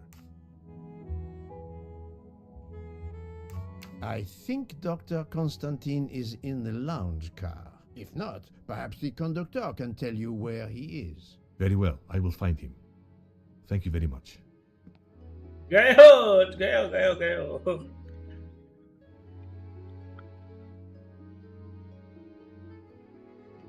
Forgive me for intruding, madame. I am Hercule Poirot. I know who you are, Mr. Poirot. I overheard you send my husband on a wild goose chase. Your husband cares for you greatly, madame. I apologize for exploiting that fact. But the situation is urgent, and I need to ask you a few questions. Apology accepted. I realize you must speak to everyone. This horrendous murder. It's very upsetting. That is a beautiful music box. Please don't touch the music box. It's a fragile family heirloom. Your accent, is it American? Boston, perhaps? You have a good ear, Mr. Poirot. Yes. Born and raised in what we call the Back Bay. Are you in the diplomatic service like your husband? No, not officially. I was still in college when I met Rudy 2 years ago. I keep myself busy handling his scheduling, travel, appointments. Ah, what is the saying? Behind every great man there is a great woman. That was the saying. Today one might reverse the sentiment as well, don't you think? Of course, I stand corrected. American.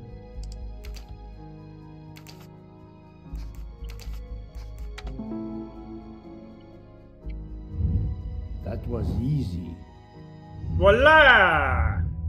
A handkerchief embroidered with an H was found at the crime scene. By any chance, does your first name begin with an H? No, my first name is Elena, with an E. Can you tell me what you did last night? Well, my husband and I went to dinner. Then we came back here. We went to bed around 10 o'clock. I tried to sleep, but I couldn't, because of the shaking of the train. I suffer from vertigo. I finally took a sleeping pill, and that did the trick. When did the train's motion prevent you from sleeping? Between midnight and 2 a.m. I know because I must have looked at my watch about 10 times. I see.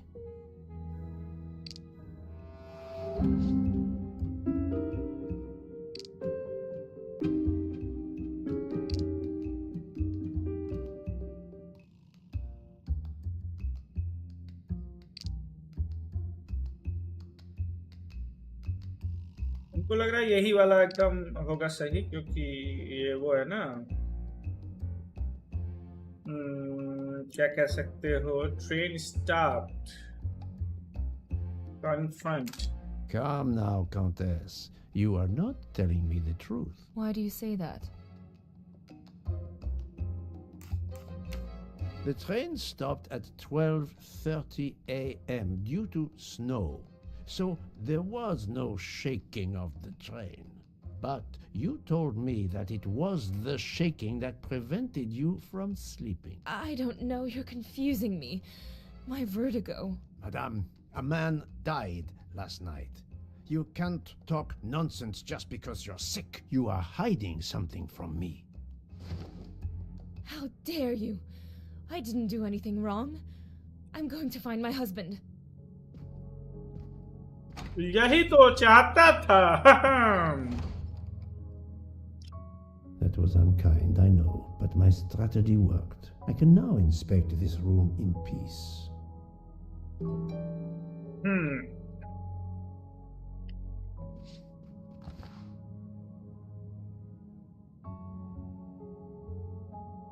भैया भैया jewellery है तो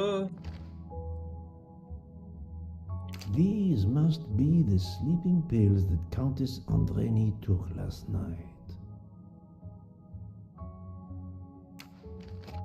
Okay, sleeping pill. Book है the great Gatsby. Okay, बहुत famous book है भैया. इसी पर अमिताभ बच्चन की मूवी बनी थी, द ग्रेट गैट्सबी. और द ग्रेट गैट्सबी बोल सकते हो, जो भी बोल लो.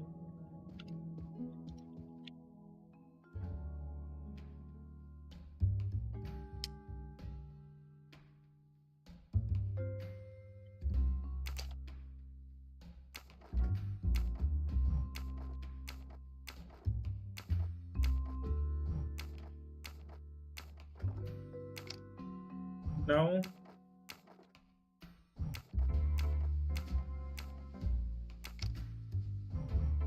No. ओके, कुछ तो अंतर है.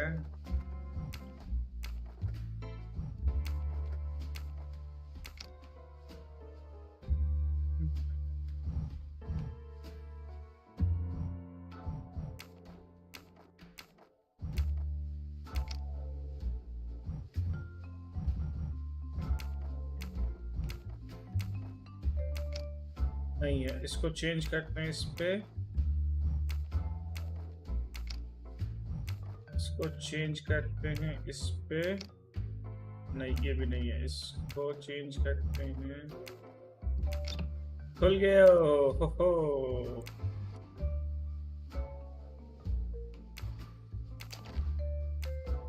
हैंडल मिल गए. आ जाओ हैंडल से कुछ किया जाए. थोड़ा handle.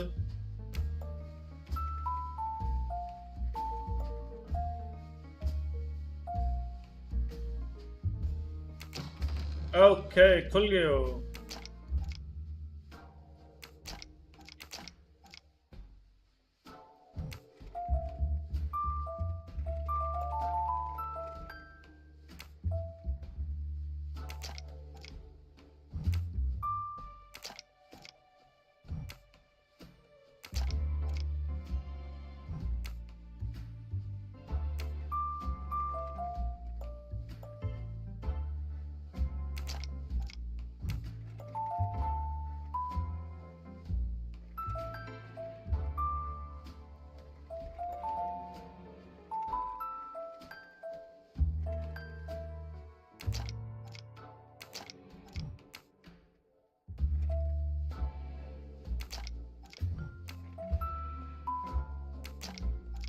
Okay, finally.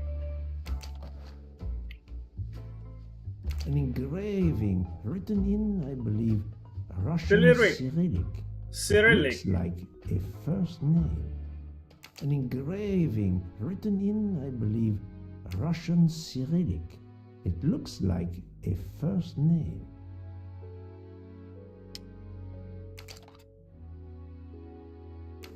For my bust, for my beautiful young ladies, Helena and Sonia. हाँ, जो रजिस्ट्रेशन हुआ वो डेली कस्टम का है. Beautiful young ladies, Helena and Sonia. Helena with an H. It's Countess Andreni with an older girl. Poirot, have you no shame? Monsieur, I am afraid shame is not a very helpful emotion for a detective trying to get at the truth. What are you doing in our compartment? I am investigating a murder, Count Andreni. My wife is ill. My apologies, monsieur, but your wife seemed in perfect health when she left the room to find you. I do apologize, but I needed to search your compartment. You will regret this, Poirot. Please, Count. You aren't going to challenge me to a duel, are you? Countess, I'm afraid I took the liberty of inspecting your little music box. How dare you? The message in the medallion was addressed to you and Sonia. Sonia Armstrong, your older sister, the mother of Daisy, the murdered child. Oh, चोखा हो गया मुंह एकदम. I am a Hungarian diplomat. You have no official standing here. You have no right to search. No, Rudolph. Let me speak. It's useless to deny what this gentleman says. I am Helena Goldenberg, the sister of Sonia Armstrong, and Daisy was my niece. The music box is a gift from my sister's godmother, a very close friend to my mother. We hid the truth from you when we learned that the man killed last night was the person who destroyed my family. I panicked. I didn't want to be accused. That is also why you lied about the H in your first name? Exactly. Your ferreting about looking for the H is obviously part of your investigation. If I found a handkerchief in Monsieur Ratchet's room embroidered with an H, I might suspect you had been there. A handkerchief? I don't have any handkerchiefs embroidered with my initial. To be honest, that sounds awfully old-fashioned to me. I give you my word of honor that last night, Helena never left her compartment. My wife is telling you the truth, Poirot. I hope so. I'll let you rest. The matter of the H on the handkerchief still needs clearing up. But first I should check the inscription on the back of the medallion. Inscription on the back of the medallion.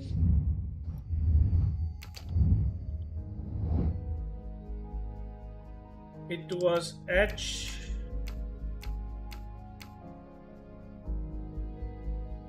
It is A, and it is something T. Okay, and this is also A. Okay, pi. And I think this is an N, if I'm not wrong.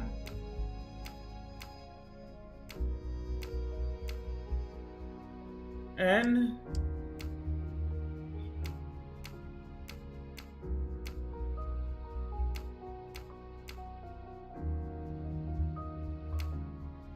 Yeah, voila!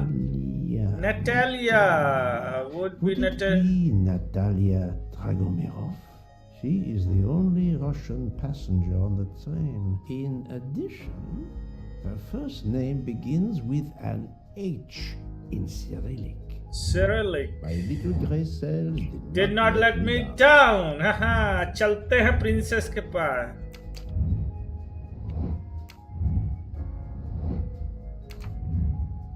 Princess, किथे हो? हम आते ही. चला चला. 204 में तो नहीं है प्रिंसेस मेरे ख्याल से. 107 में है.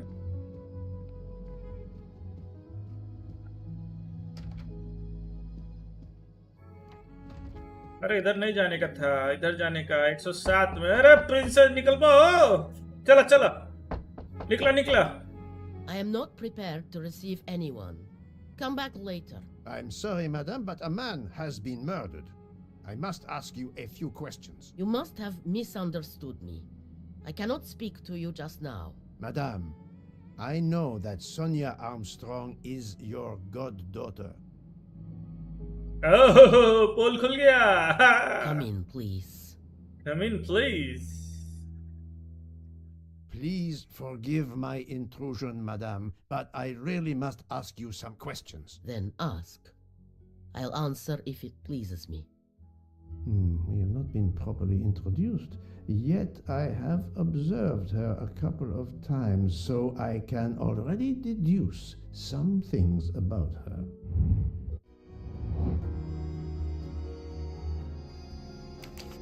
He is Russian. Director of a museum. बुढ़ा गई 85 साल.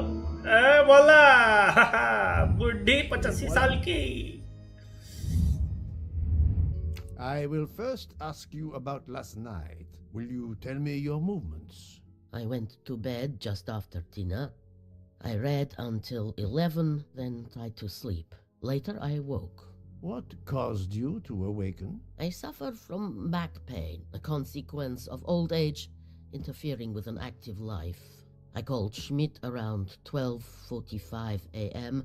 to give me a massage. She did so until I fell asleep. How long was she with you? A good hour, I would say. I see. The first initial of your first name, Natalia, in the Cyrillic alphabet looks exactly like the letter H in the Latin alphabet. I'm Russian, Monsieur Poirot, and I was the head of a museum of antiquities in St. Petersburg for decades, until I moved to Berlin recently. I'm familiar with Cyrillic. This handkerchief is yours, isn't it? Yes, indeed. I lost it. It was found in Monsieur Ratchet's room. Can you explain to me why Madame Schmidt didn't identify the handkerchief? She must have known it was yours. Possibly to protect me. She is very loyal. Your next question will be, how did my handkerchief come to be lying by a murdered man's body? My reply to that is that I have no idea. That is not an answer, madame. It is all I am able to give you. I must tell you, Princess Dragomirov, I have discovered something astonishing. And that is? You are Sonia Armstrong's godmother. You make that sound like a revelation. I have never hidden the fact, monsieur. You knew Colonel Armstrong well, then? I knew him slightly, but his wife, Sonia Armstrong, was my goddaughter. I was on terms of friendship with her mother, the actress Linda Arden. Linda Arden was a genius, one of the greatest tragic actresses in the world. I was not only an admirer of her art, I was a personal friend. Very well, but this links you to the Armstrong kidnapping case. Elena Andreni is the sister of Sonia Armstrong, the late mother of Daisy Armstrong, kidnapped and killed by the man who was murdered on this train, Ratchet. Indeed. Was it he?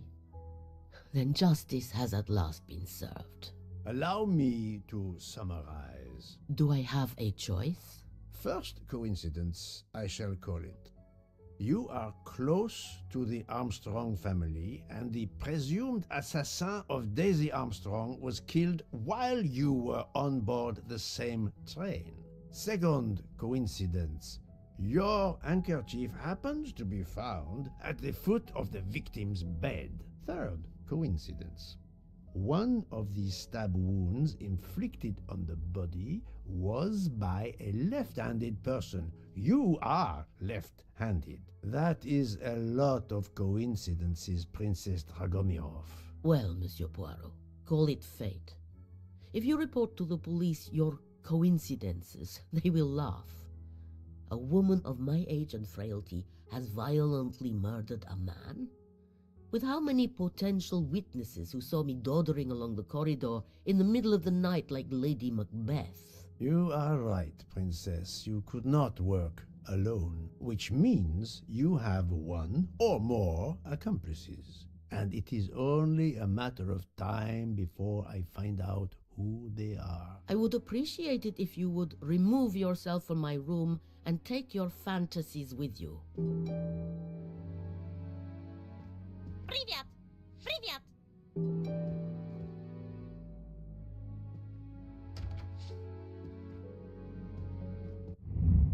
Alibis, cross check known alibis, ठीक है.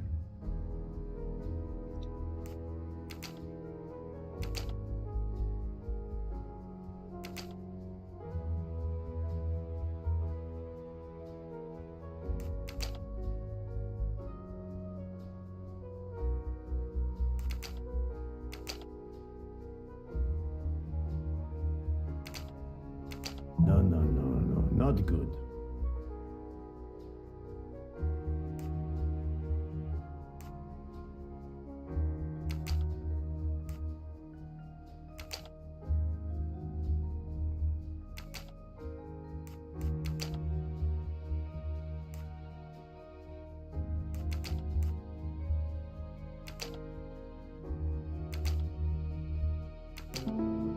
Voila! My little gray cells did not let me down.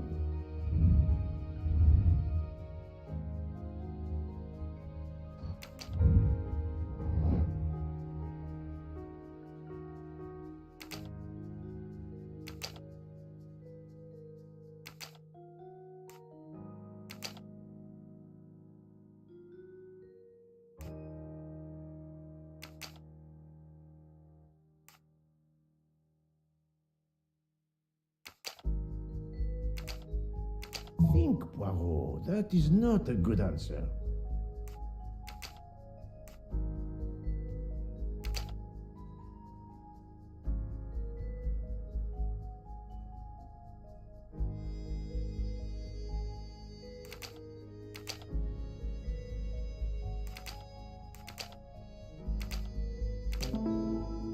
Voila!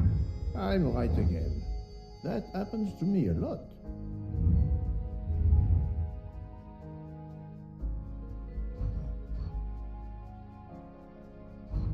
चलना है mister book के पास. Oh, Poirot, you're there. She hasn't moved, but she seems to be waking up little by little. What about you? Your investigation progresses? I find myself helping everyone with their problems before they can help me with mine. I have shifted boxes, helped with hangovers, repaired an orange juicer, unlocked some Russian dolls, all so my investigation can proceed. Don't forget the dessert recipe. How can I? Truly, the labors of Hercules. My friend, I would rather clean out the Orgeon stables. Yet, I have managed to solve a few mysteries. Oh, tell me everything. The embroidered handkerchief belongs to Princess Dragomirov. I also found out that she was Sonia Armstrong's godmother. On the same train with the little girl's murderer? Exactly. Also, Elena Andreni is the younger sister of Sonia Armstrong, Daisy's mother. Another passenger connected to the Armstrong case? Yes, Book. What are the odds, do you think? But I cannot see either woman stabbing Ratchet over and over again in a frenzy. And they apparently have alibis. I had 3 theories concerning the broken watch. It could have been tampered with. It could have been out of adjustment before the murder. Or, of course, it could indicate the actual time of the murder. The only hypothesis I could rule out was that the watch was out of adjustment. For the others, they are impossible to verify.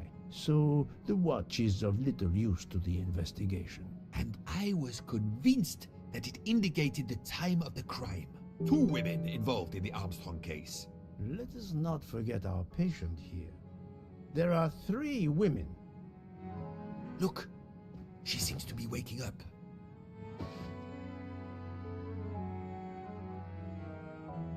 What's happening to me? Did I fall asleep again? Indeed, Mademoiselle Locke.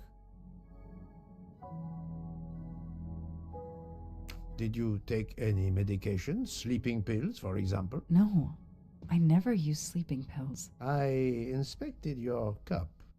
You can clearly see that there is a residue of something at the bottom. I'm sure a lab test would confirm you were drugged.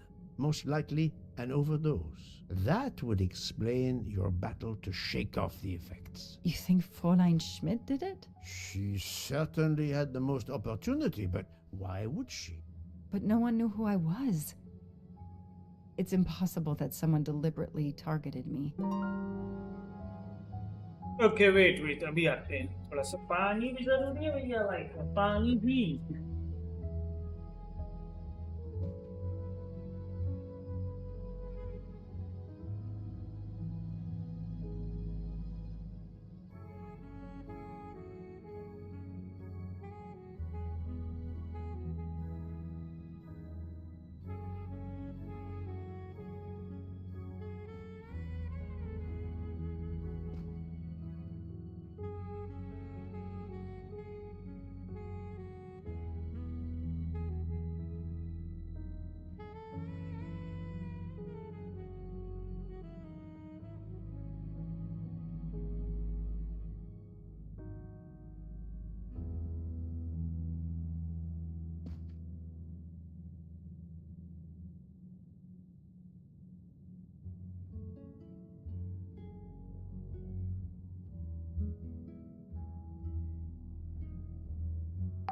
Okay, finally.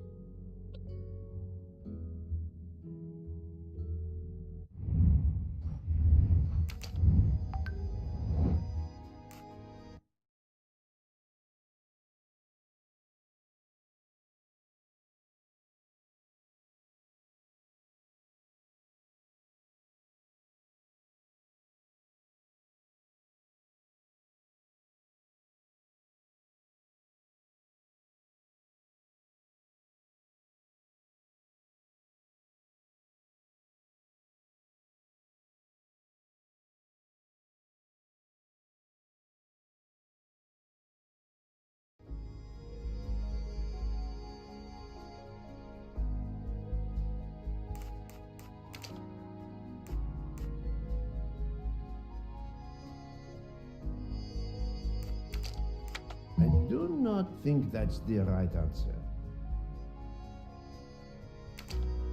Fräulein Schmidt or Monsieur Michel may have drugged the tea that Mademoiselle Locke drank.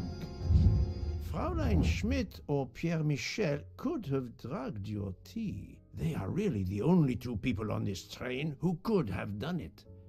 But why would either one do it? Mr. Poirot, I'm feeling much better.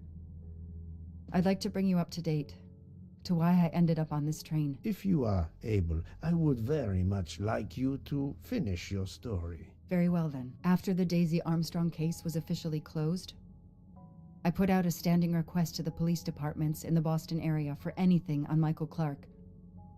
But he didn't turn up on their radar. I even set up an anonymous tip line for news about Clark. That's how I met Braid, a sketchy contact on the dark web, but they found nothing I could use.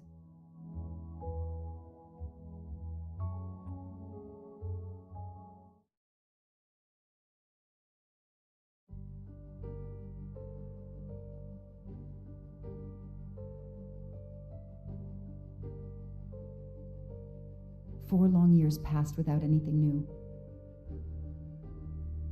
Every day I looked at the evidence board I put up in my apartment bedroom. Then this morning, a police report landed on my desk that changed everything. I paid a visit to the police property room and took home a box full of clues. There was his name. Michael Clark.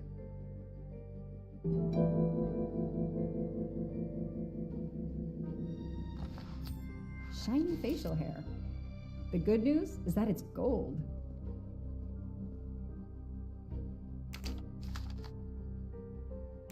A bill from the power company with, I'm sure, plenty of excuses why my rates keep going up.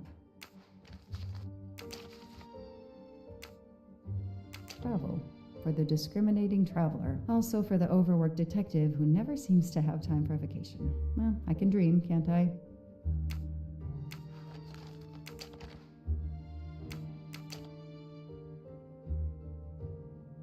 Years of no new leads in the Armstrong case, and then this. Michael Clark, the sarcastic reporter, my prime suspect in the kidnapping, murdered 4 years ago? This is Michael Clark? He doesn't look anything like the journalist I interviewed. Michael, you have earned a place on my evidence board.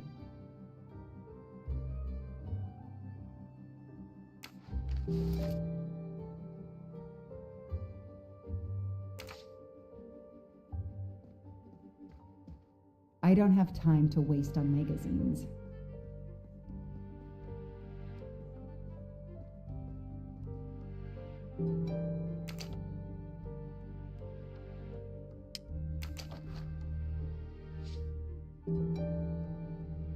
The lab team found this keychain in the cabin, but they wouldn't have bothered to examine the keys once the DA shut down the investigation. The keys were just tossed in the evidence box along with everything else. It's too unusual not to demand a closer look.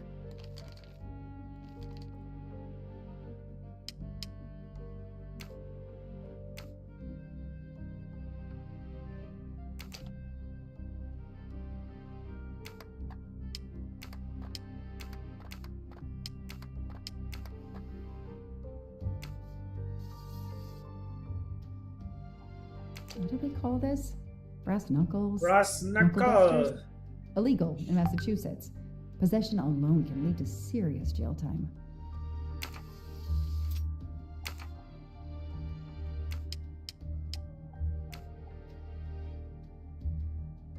P569.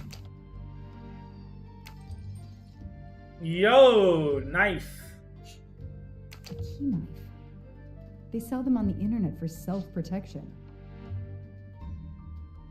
A key knife. They sell them on the internet for self-protection.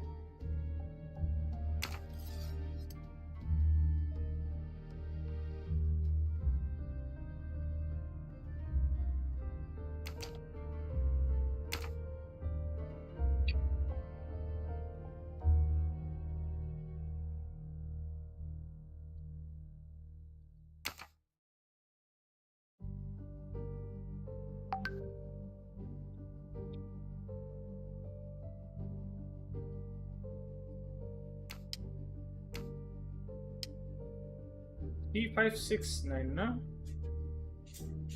Okay.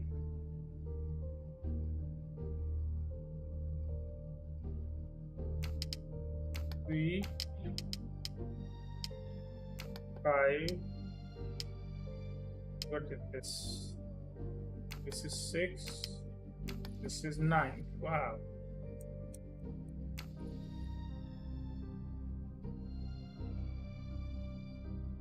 What do we find? A capsule and a smell. Bitter almonds. Cyanide.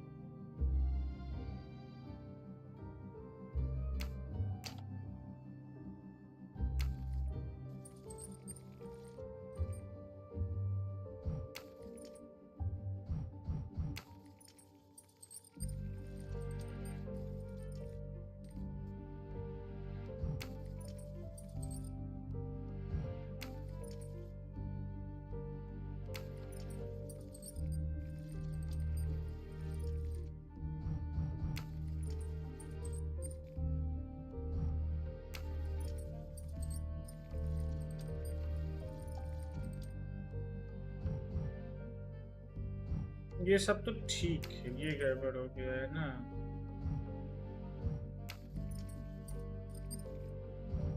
ये भी गड़बड़ हो गया है, रुको।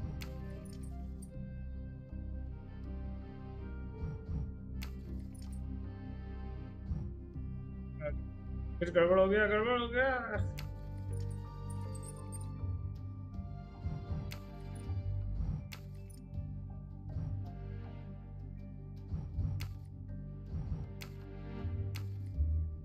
ये सही है, ये बीच वाला गड़बड़ा रहा है, जरा से रुको।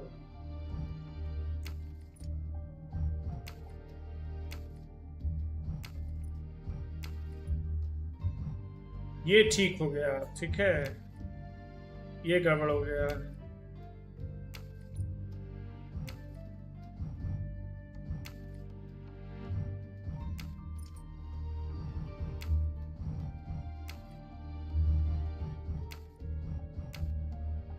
वो ठीक हो रहा है तो वो गड़बड़ हो जा रहा है, वो गड़बड़ होता है वो ठीक हो जा रहा है, गड़बड़ा गया।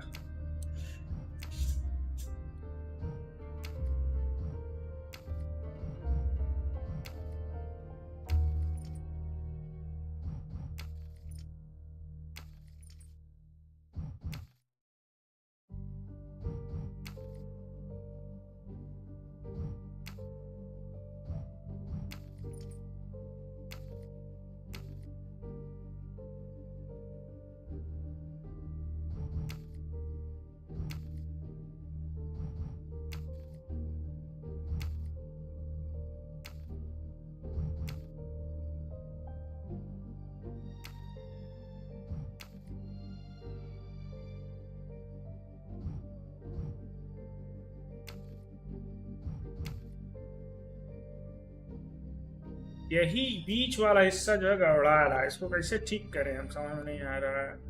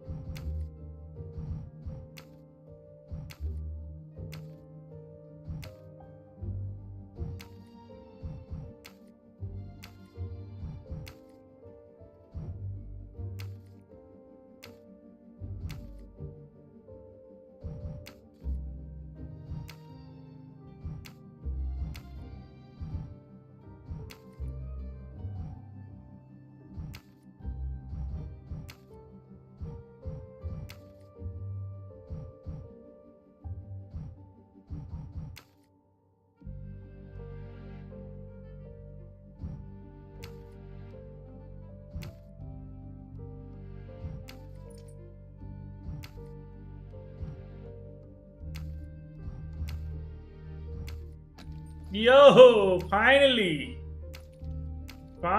guys, finally. A USB key. Let's plug it into my PC and see what nasty little secret it contains. Okay. ये हो गया, इसमें कुछ बचा है, ये भी हो गया है, ये भी हो गया है, ये भी हो गया है, सब हो गया है ना। ये बचा है खाली ये वाला, क्या है ये?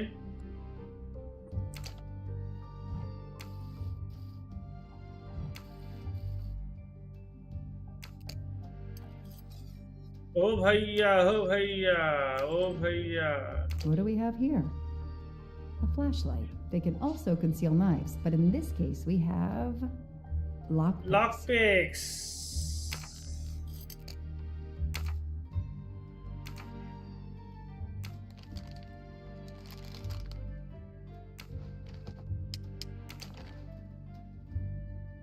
So clever. All that evidence, and yet no DNA found.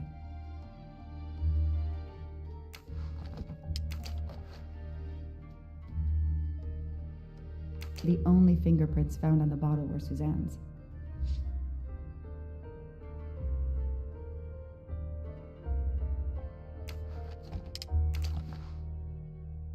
Fluffy. Daisy's plush toy.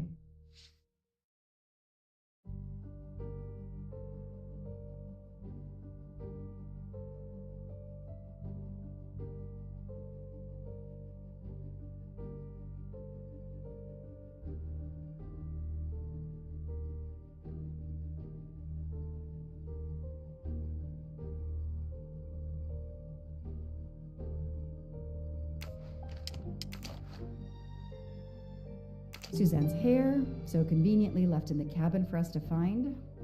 It was planted. I knew she was innocent.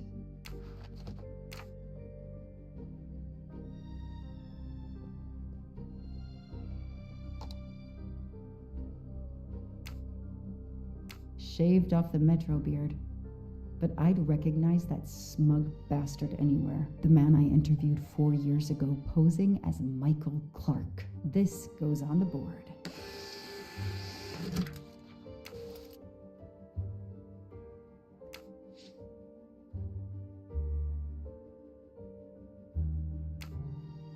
Maybe they needed to show the ransom to someone, to check if the serial numbers were still on record.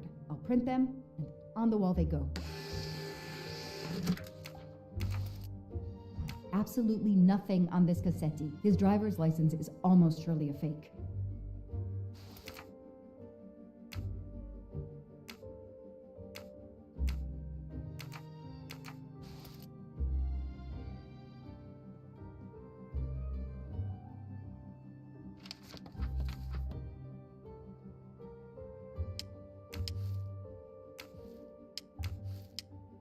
So, Ratchet's real name was Cassetti.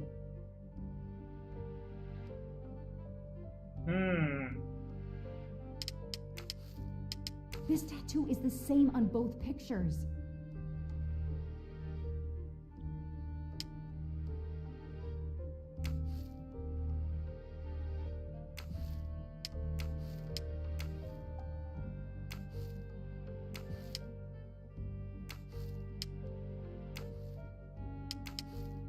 I knew it.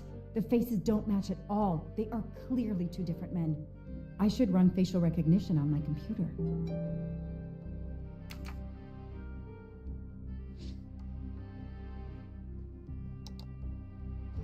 Okay, the real Michael Clark has been dead for years. Let's see if the photo of the fake Michael Clark matches someone in the database of known criminals. I've tried this several times in the past few years, but came up empty. Maybe whoever he really is has finally made a mistake.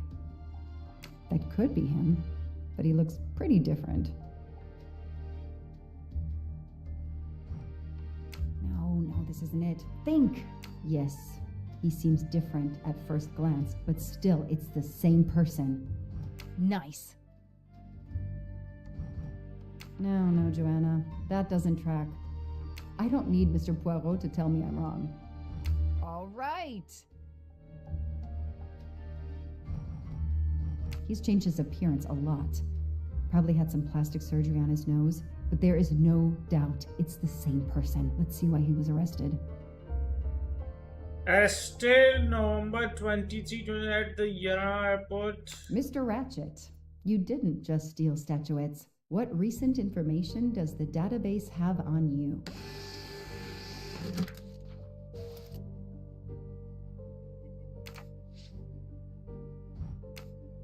It's so frustrating. I have a name, but I can't find anything about him. But I know just who to call.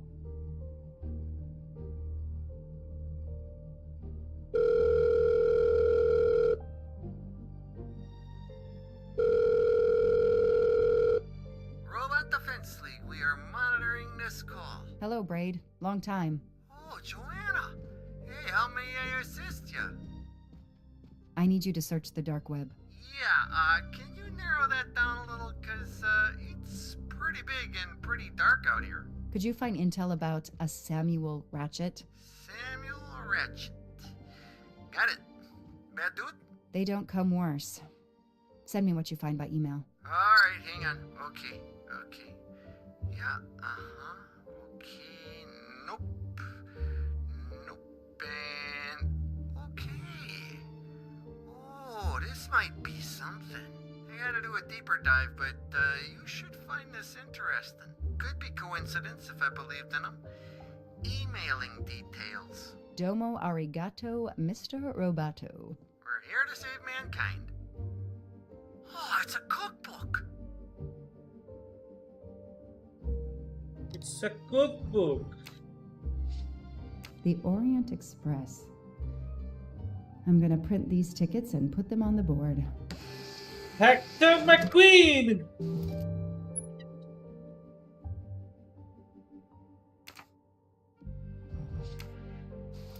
Mr. Ratchet, you didn't just steal statuettes. What recent information does the database have on you?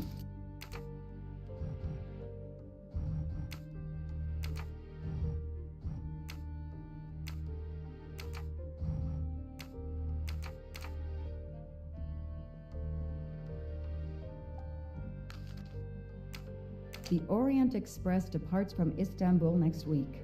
Interesting. I'll put it on the board. The event? Some old train. But that face, that man.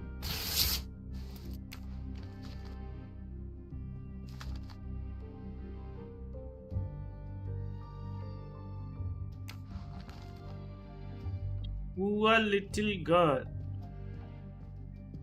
Moby Dick. I've read it probably 10 times already, but I can't get enough of it. Don't know why. Maybe because it helps me sleep?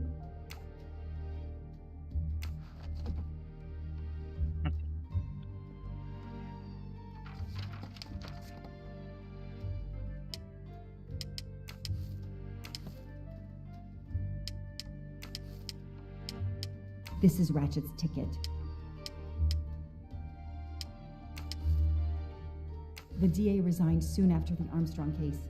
It haunted him just as it has haunted me.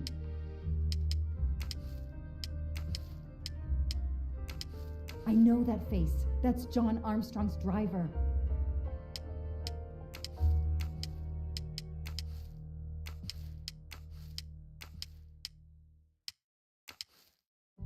Next week, a certain Edward Masterman will be on the Orient Express. Hector McQueen will be on the Orient Express next week. Ratchet will be traveling on the Orient Express in a week.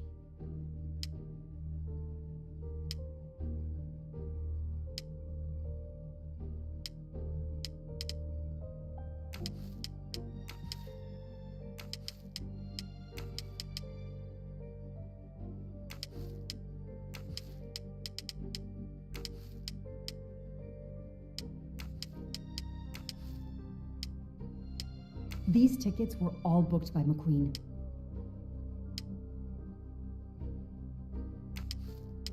The person traveling with Ratchet has the same last name as my district attorney during the Armstrong case?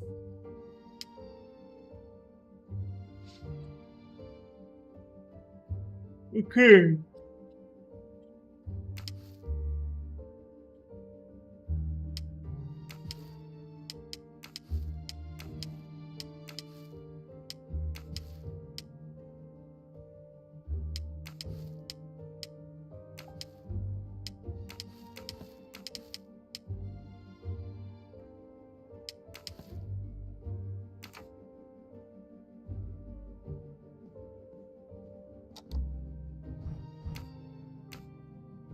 I knew it. He's the son of my former DA.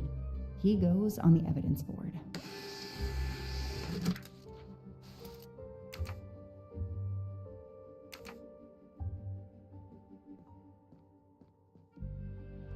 Hector McQueen. ये सारे ticket Hector McQueen is the son of district attorney of. Here's what Hector McQueen looks like. Okay. What else do I have to do with it? देखा जाए क्या क्या है.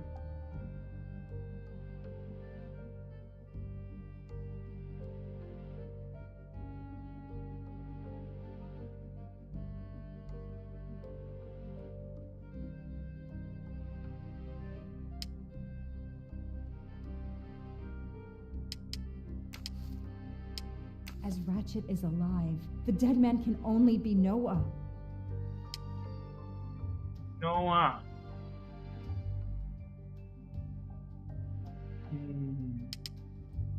और क्या है हिंट देखा है थोड़ा.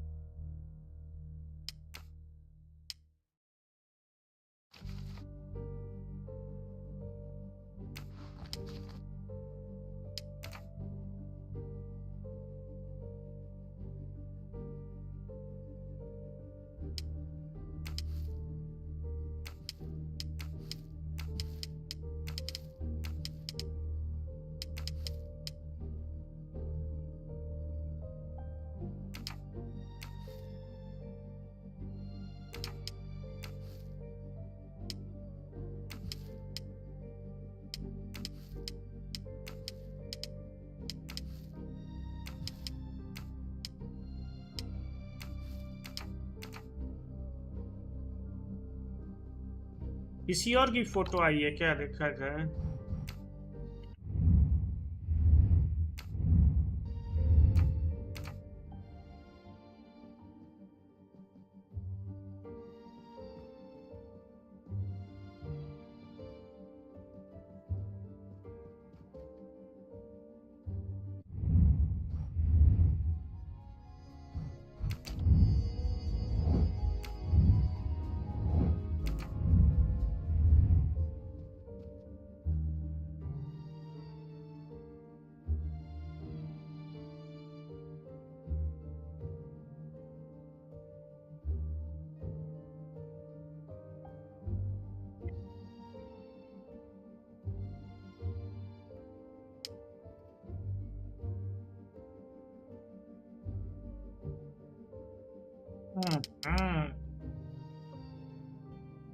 अब कौन से डॉट को कनेक्ट करना सही होगा?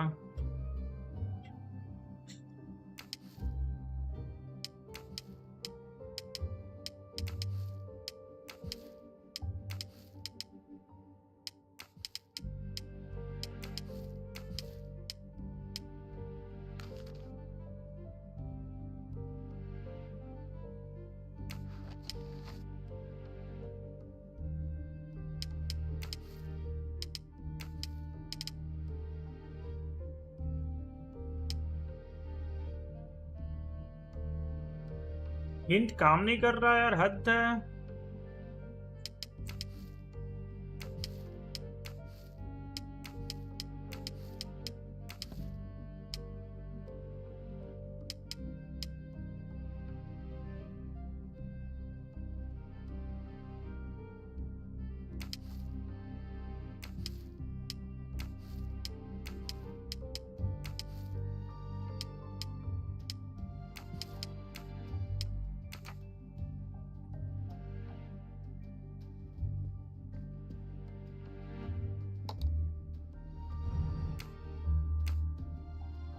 I knew it. He's the son of my former DA.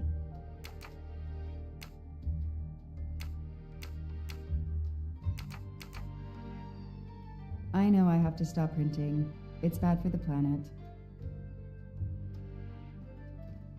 कौन सा और सा क्लू जो है मिस हो रहा है, और वो हिंट भी काम नहीं कर रहा है यार। कम वक्त हम क्या ही बताएं। Goodbye, Michael Clark. Hello, Samuel Ratchet, the man who stole your identity and your life. Okay. Foscarelli will be on the Orient Express next week. Damn, Ratchet is taking the Orient Express next week. McQueen, the district attorney's son, is too. Foscarelli, the Armstrong chauffeur, is too. It can't be a coincidence. McQueen and Foscarelli must have decided to take revenge and will undoubtedly attack Ratchet on this train. I have to be on the Orient Express to stop them. And above all, I must stop Ratchet. But I can't do it in Istanbul because there's no extradition treaty with the United States. Ratchet can never be judged in the US without an extradition treaty. I'll have to wait until he's in Paris to have him arrested.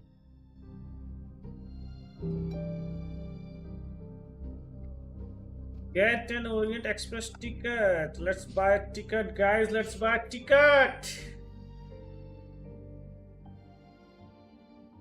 Every compartment is taken for this special anniversary journey. Oh, it's impossible to find a ticket. What can I do? Let's find out who's traveling on the Orient Express. Time to call Braid.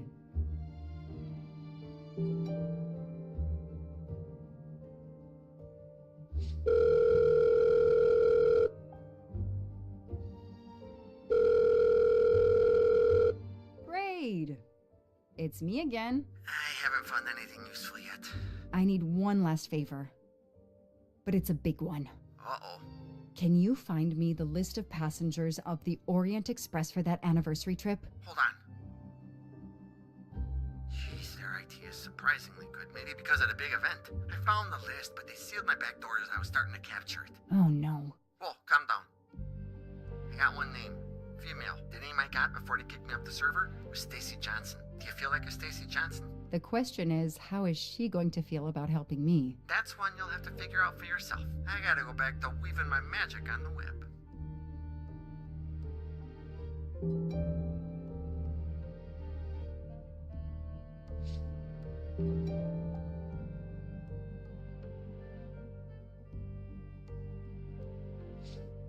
Okay.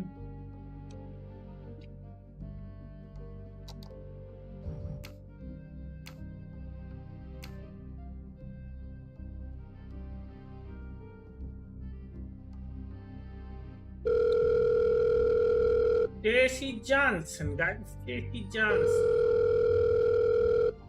Hello, is this Stacy Johnson? Who's asking? My name is Joanna Locke. I'm a police detective. And I'm just an actress. Now what did I do wrong? Nothing. I need your help. I need to take your place in the Orient Express. Is this a joke? No way.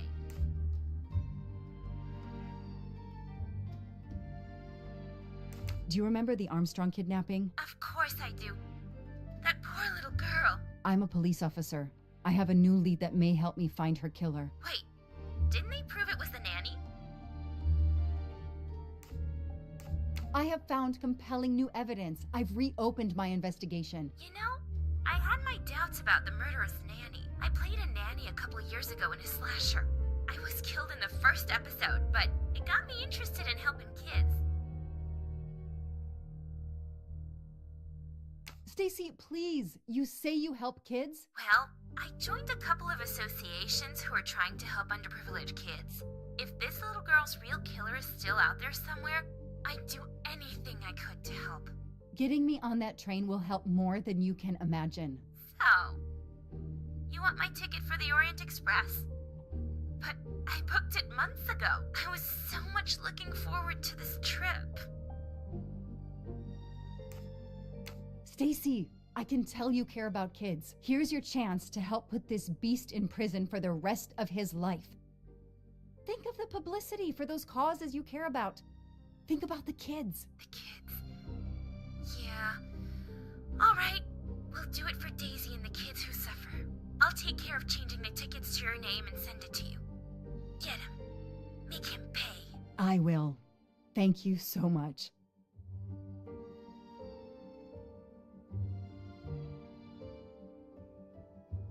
Stacy was as good as her word. I received the ticket. I called my chief to let him know I was taking my vacation time. I had coming.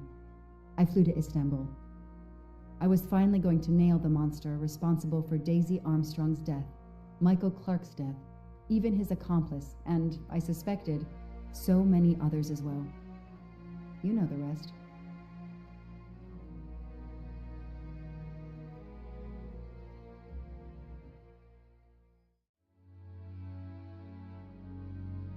You know the rest, my friend. You know the rest. Agatha Christie was inspired by the real event to write the Murder on the Orient Express.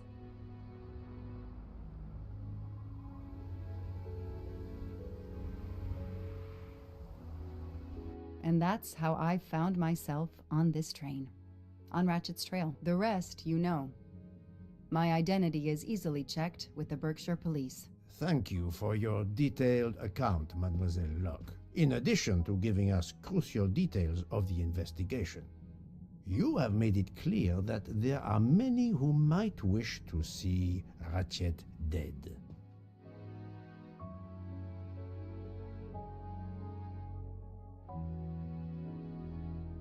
I know you are innocent. Your forthright testimony and your movements, or lack of them, last night, eliminate you from our list of suspects. I agree, without a doubt. Another detective will be great help to the investigation. Book. Although my friend certainly does not need any help. You are too kind. Thank you for believing me. I'd like to help in any way I can. Do not worry, Mademoiselle Locke. Already I see things more clearly. It's obvious whoever drugged you was trying to derail your investigation.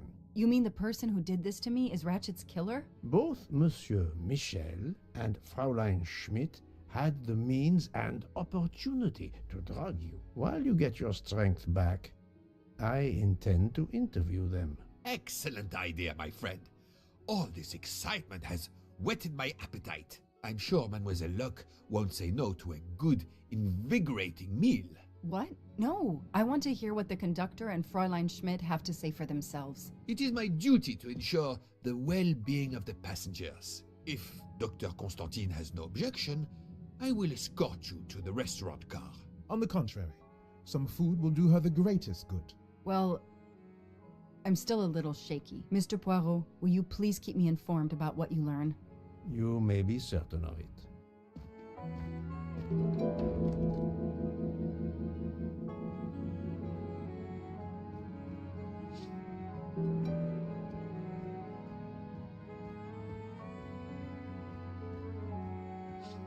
I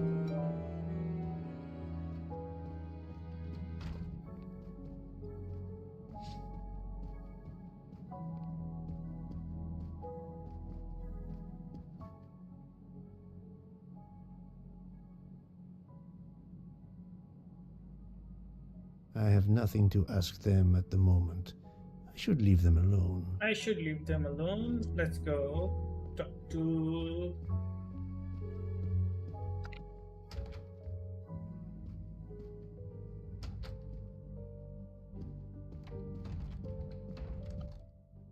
Good evening, Fräulein Schmidt. May I disturb you for a moment? You asked so politely, mein Herr, but I do not think I have a choice.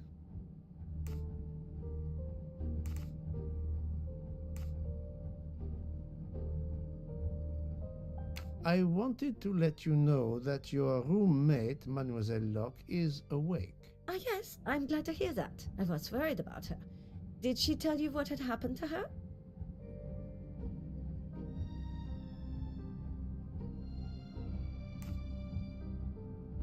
Unfortunately, she doesn't remember much, but we found a residue of a sleeping pill in her cup of tea. Since you two were alone together in your room when she drank it, who else but you could have dragged her? Must I point out I do not make the tea on this train? You should question the conductor or the kitchen staff.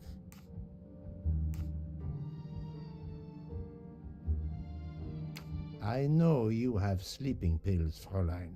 I do have some. Do you think I'm the only person on this train who finds it difficult to sleep? I believe the Countess Andreni takes them. And I heard the Olsen woman thanking Mrs. Hubbard for a pill. That was aspirin. If you say so. Mademoiselle Locke could have died. Whoever drugged her must not feel any empathy for their fellow human beings, given the dose that Mademoiselle Locke ingested. She was close to death. Oh my God. What did I do? I didn't want to hurt her. Just have her sleep for a few hours while we had time. We? Time for what? Time for what, Madame Schmidt? You think I feel nothing? Nothing? That poor little girl. Indeed, that poor little girl. Fräulein Schmidt is somehow connected to the Armstrong case.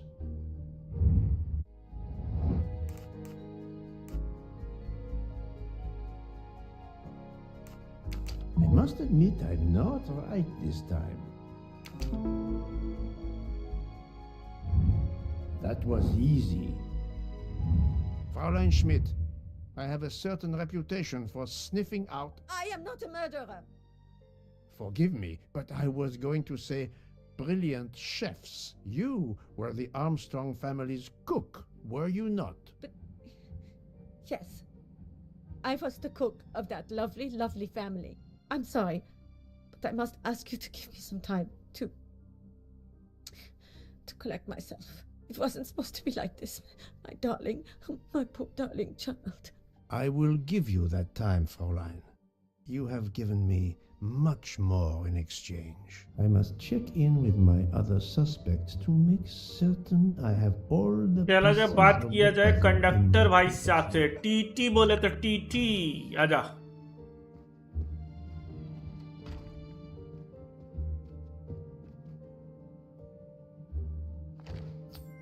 You can never have too many of these.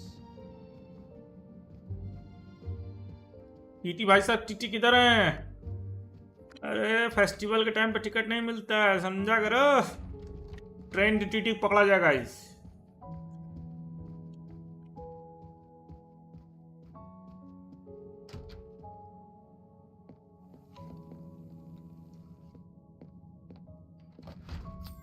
Come to Poirot, my exquisitely sculpted friend.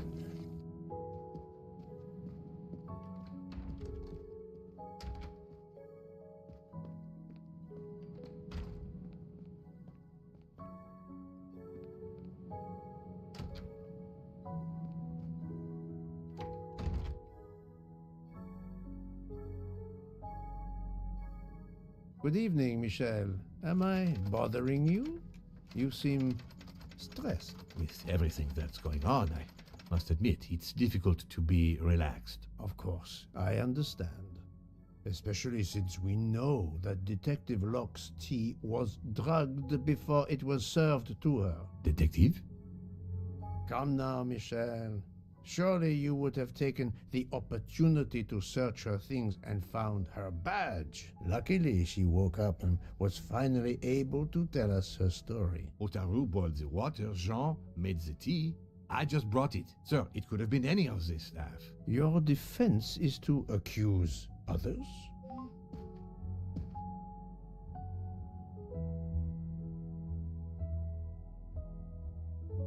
You have a network connection? No, unfortunately. It's just an automatic reminder to pay my rent. I always forget, and my landlord complains. Pierre Michel had to be involved in the murder. The drugged tea, his post at the end of the hall, and now I know why I know more than one of those people on the screen.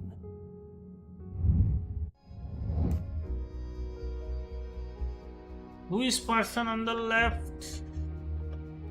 Nice.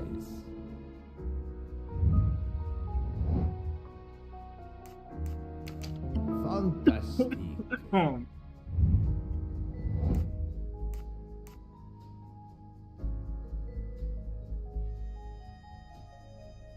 Good. Good. Et voilà. You are the father of Suzanne Moreau, Daisy Armstrong's nanny. My condolences on the death of your wife. What? But my wife... Enough lies. Suzanne does not bear your name? No. Suzanne's mother and I were divorced. Suzanne kept her mother's name. My most sincere condolences, Monsieur Michel, on the deaths of Suzanne and your wife. This job, I loved them, but I was never there for them. Then, a year after the divorce, Solange became ill. Suzanne took her to this special hospital in the US. Got that job as Daisy's nanny. I understand your pain, and the reason that led you to drug Detective Locke. We really can't hide anything from you, can we? Many have been foolish enough to try and keep the truth from Hercule Poirot. Yes, I admit, I drugged the tea. But it was only to keep her quiet, until I could... But she reacted so much to the sleeping pills. She was lucky, as are you, that she didn't die. To be frank, there is one more thing that puzzled me, but I think I understand now.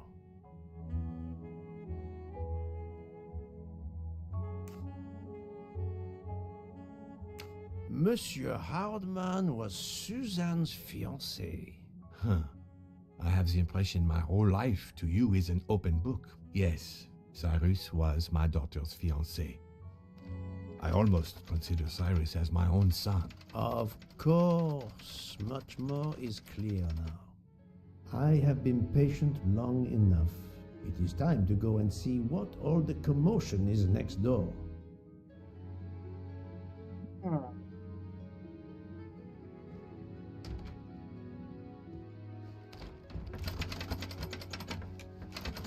Monsieur Hardman, excellent. The gods who watch over detectives must have trapped you here. Why didn't they watch over me? I'm a detective too. I was talking to Michelle about a leaky faucet, and I wanted to go out, but you showed up. No need to invent some preposterous story. But really, Michel has told me everything. You are the fiancé of Suzanne Moreau, his daughter. Oh. I see. Surely this is not a big surprise to you. No. Suzanne was the only woman I ever loved. And I failed her. We got into a spat. It was nothing, but I was too proud to apologize. We weren't speaking at all. Suzanne never really cared for that guy, Noah. She would have forgiven me. If only... If only... If only. A common refrain between lovers who quarrel. Obviously, Pierre Michel and Fräulein Schmidt both drugged Detective Locke's tea. causing the overdose. No wonder she had so much trouble waking up. Time to report my findings to her and book.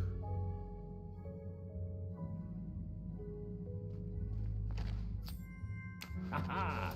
Golden mustache. I wonder if our master chef gets his recipes from a game.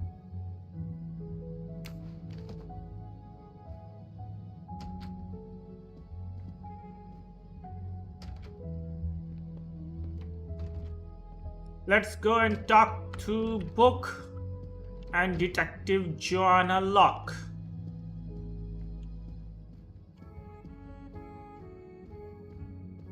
So, my friend, tell me, you have something new? Mademoiselle Locke, I know who drugged you. Fräulein Schmidt and our conductor Pierre Michel both admitted putting sleeping pills into your tea. This explains your overdose. They are relieved you are recovering. Michel drugged a passenger? On behalf of the company, I offer my apologies to you, Mademoiselle Locke. Michel will answer for this outrage. Both of them? I was pretty sure about Fräulein Schmidt, but I admit that I did not suspect the conductor.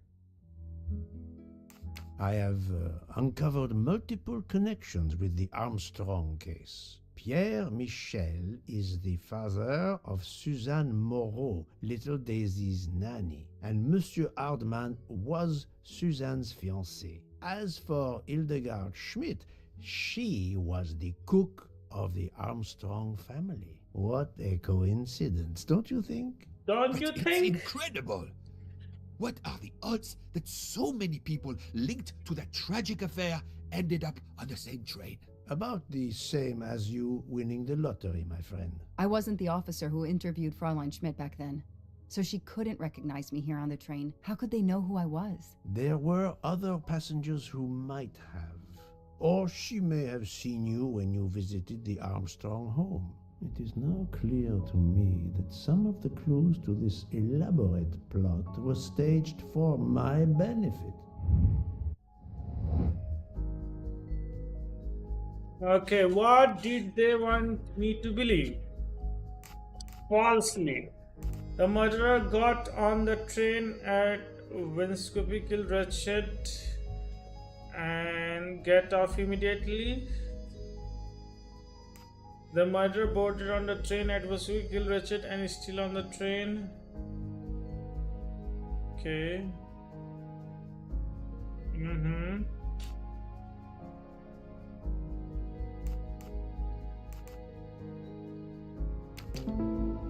Voila! That was easy.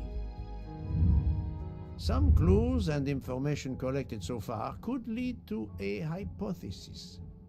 The murderer boarded the train in Vinkovsky, killed Ratchet, and then left the train immediately. How did you come to that possibility? Monsieur Hardman told me about a short man with a high-pitched voice who threatened Ratchet. Imagine for a moment that this man, wearing a wagon-lit conductor's jacket, killed him while Michel was on the platform at Vinkovsky. This murderer then hid the conductor's jacket in Detective Locke's room, then fled before the train left. Why choose Detective Locke's room? Why, indeed. Let me re-explain from the beginning. Reconstruct the event of a false lead. Okay, so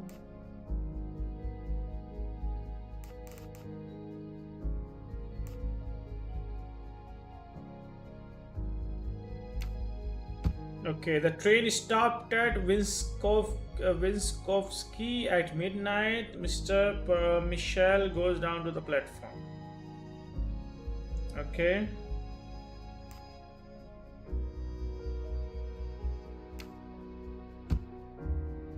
Conductor.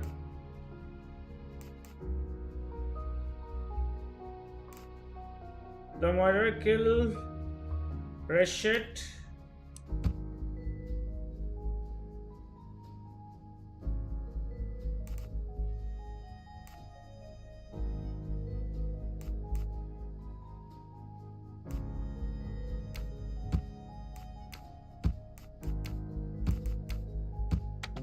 वल्ला एक बार में भाई, एक बार में That's कर the दिया. right answer. Mon Dieu! Oui, that must be it. Everything fits so well. It fits too well, my friend. Other clues lead to a second hypothesis, much more plausible.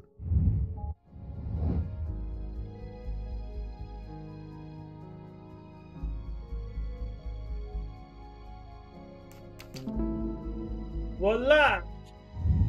I'm right again. That happens to me a lot. So, we have multiple murderers, all related to the Armstrong case.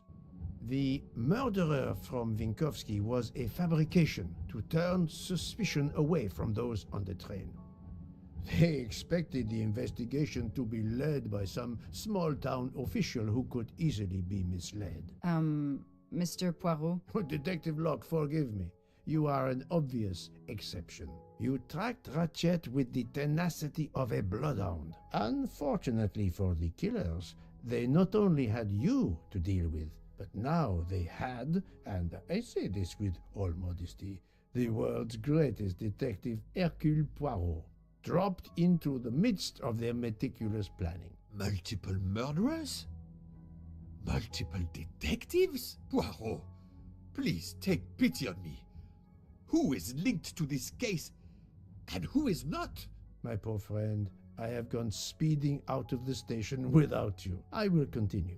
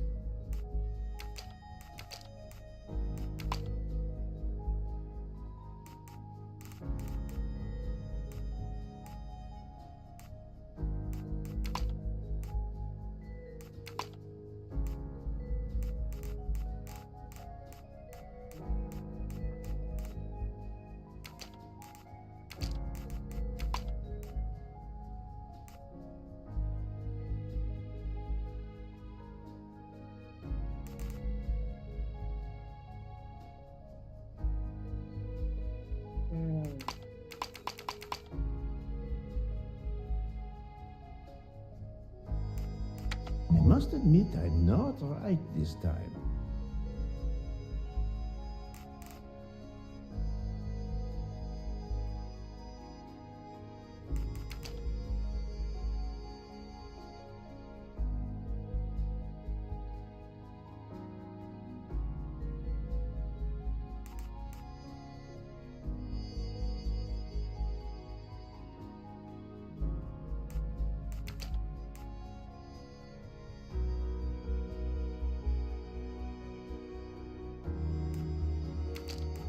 Think, Poirot. That is not a good answer.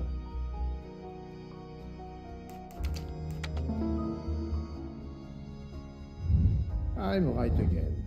That happens to me a lot. Fraulein Schmidt, Pierre Michel, Monsieur Hardman, and Monsieur McQueen are all linked to the Armstrong case. I also know that Sonia Armstrong's sister and godmother, Countess Andreni and Princess Dragomirov, are on this train.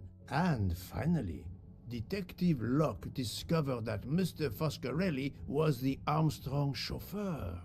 If we add Detective Locke and Ratchet, of the 12 passengers in that coach, 9 have a connection with the Armstrong case. What next, Poirot? Or should I say, who next? It is time to summon everyone. Everyone? Even Dr. Constantine?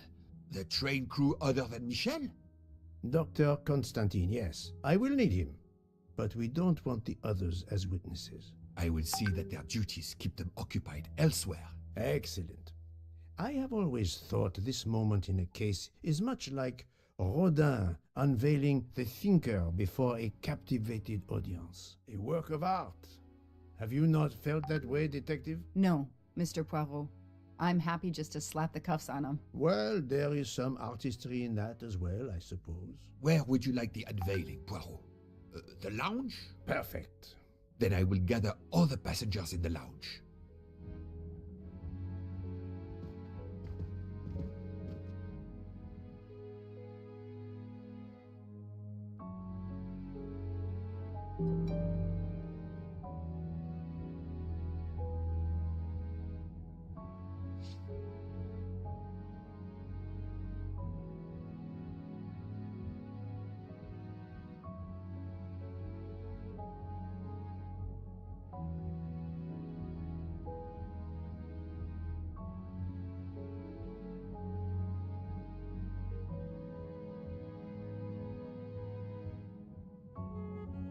कि चला जाए.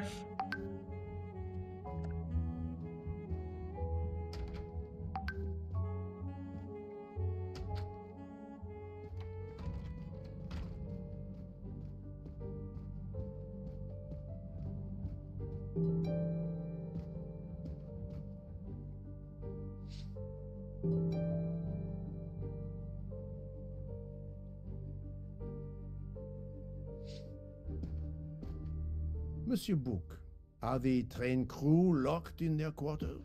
Yes, they are. Then the stage is set for the final act.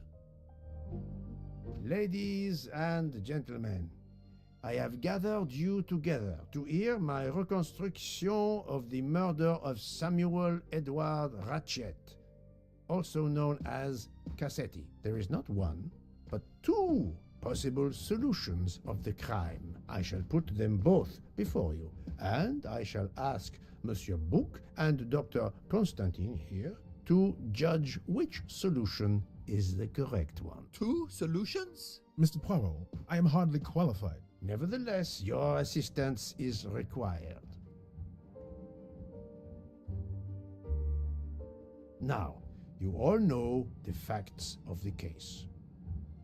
Ratchet was found stabbed to death this morning. He was last known to be alive at 12:37 a.m. last night when he spoke to the wagon-lit conductor through the door. His watch was found to be badly dented, and it had stopped at 1:15. Dr. Constantine, who examined the body, puts the time of death as having occurred between midnight and 2 in the morning. At half an hour after midnight, as you all know, the train ran into a snowdrift. After that time, it was impossible for anyone to leave the train. So, here is my first theory.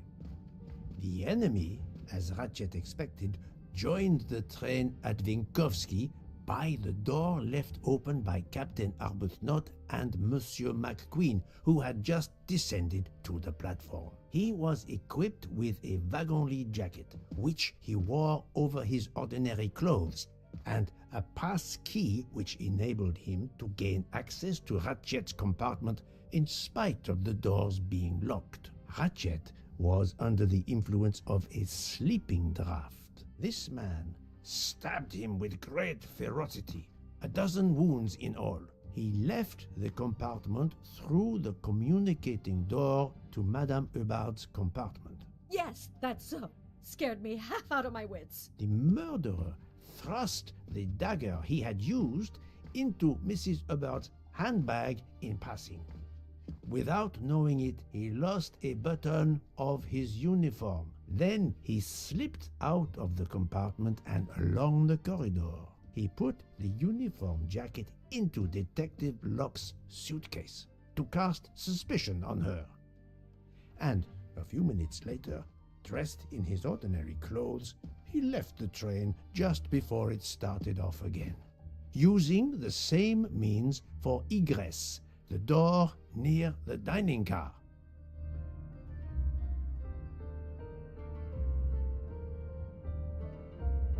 That is the first hypothesis. But there's a second. For that, we must examine the motive for the crime.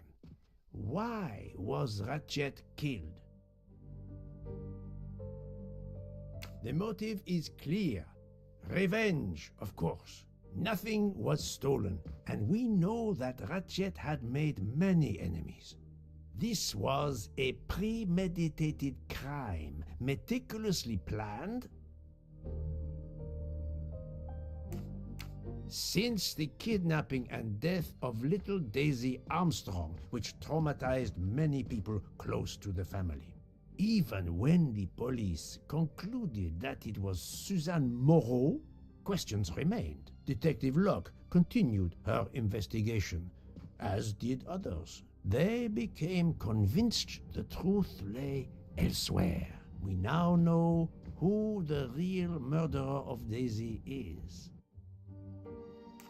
It is clear now that Daisy's killer was Ratchet, also known as Cassetti and Michael Clark and how many other names. But of course, many of you have known this for a long time. It is obvious that the 12 stab wounds are not a random number.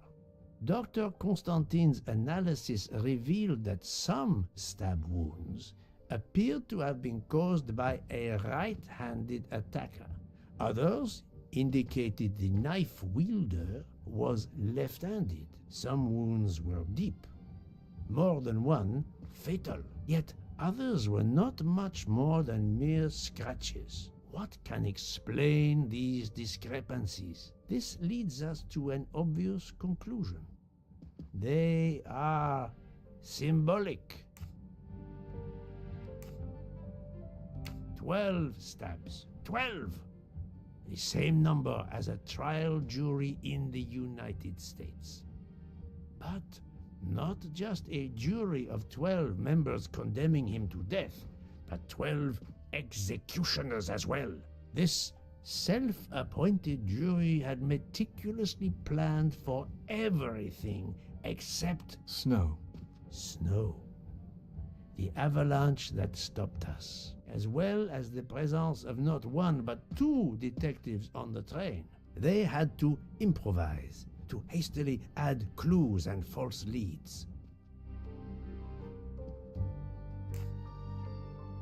This woman in a red kimono does not exist. I don't know which of the passengers it was. It does not really matter. It was just a performance, a charade to introduce another possible culprit to muddy the waters.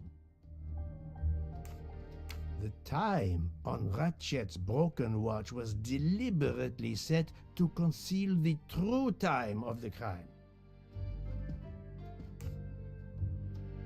The vial of vaping liquid incriminated Captain Arbuthnot. However, he had a solid alibi confirmed by Monsieur McQueen. Impossible then to suspect him.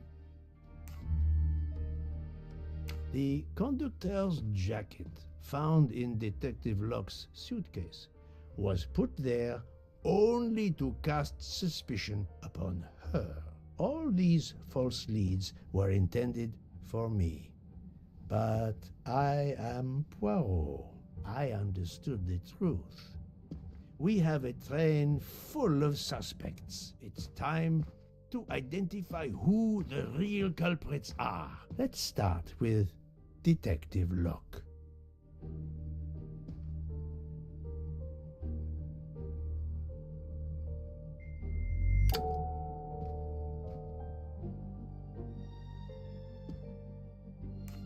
Planting the conductor's jacket in her suitcase was an attempt to implicate Detective Locke, but she couldn't fake her drugged condition.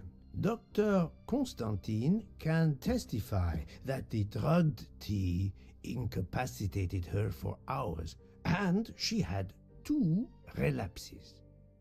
Let us move on to Monsieur McQueen. When I told him about Cassetti, he looked very surprised that I managed to make the connection between him and the Armstrong case. He told me, "But I thought we had..." I think he meant...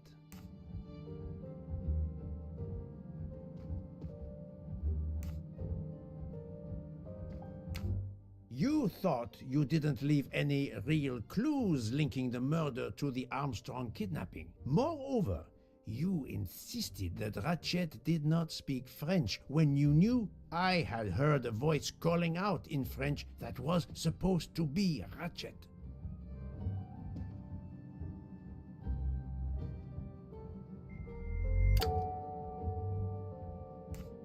You took some pleasure in leaving me false clues, I think. It was quite annoying.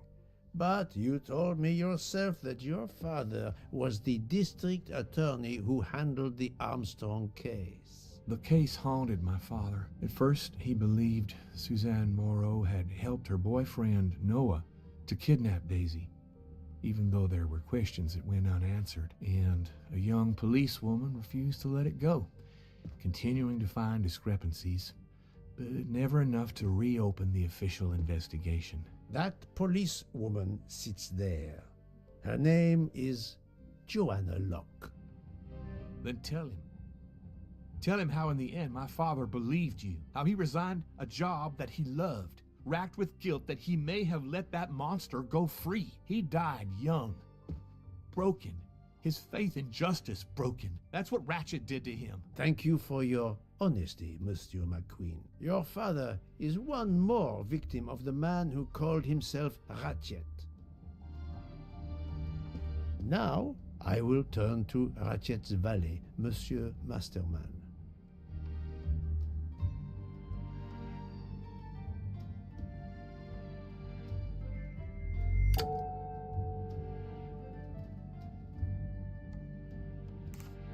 Ratchet sensed danger close to him and naturally wanted to stay awake. You gave him sleeping pills without his knowledge. Once he was sound asleep, you could do what you had to do in peace. Sir, I'll tell you the truth. I was Colonel Armstrong's adjutant in the war, sir, and afterwards, I was his valet in New York. I'm afraid I concealed the fact this morning. It was very wrong of me, sir, but I knew how suspicious it would look. Is that all you have to say? That's all, sir. Now, to leave no suspicious stone unturned, let us move on to Monsieur Book. What? Me? A suspicious stone?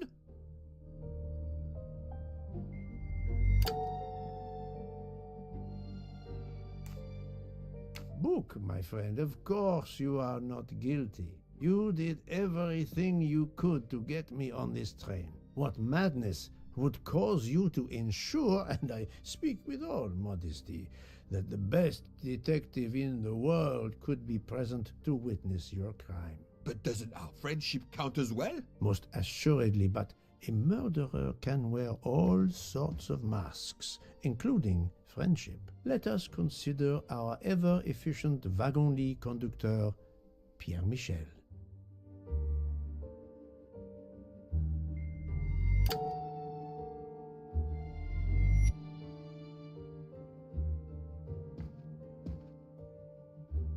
Your admission that you drugged Detective Locke immediately incriminates you, but the murder could not have been possible without your very capable assistance. Your knowledge of train procedures made the murder possible, and your position in the corridor of the train allowed you to be the perfect alibi for several passengers. And your motive? Suzanne Moreau, Daisy Armstrong's poor nanny, who was wrongly accused and committed suicide, was your daughter. C'est un foiré. He got what he deserved. My poor daughter has finally been avenged. My Suzanne. My child. Let's move on now to Monsieur Hardman, one of 3 detectives on this train.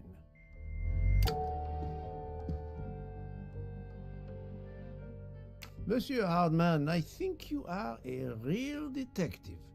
But you were never hired by Ratchet. Your alibi was that you were watching the corridor to protect Ratchet, which, of course, you never did. You protected Pierre Michel. However, we just saw that his alibi doesn't hold up, so neither does yours. I don't know about the conductor. Being Suzanne's fiancé, you had a substantial motive to punish Ratchet. You used your detective skills, just as Detective Locke did, to hunt him down and finally avenge the death of your beloved. That's right, Mr. Poirot. I do have some detective skills. I never doubted it. Now, Fraulein Schmidt, the lady's maid with the soul of a cook.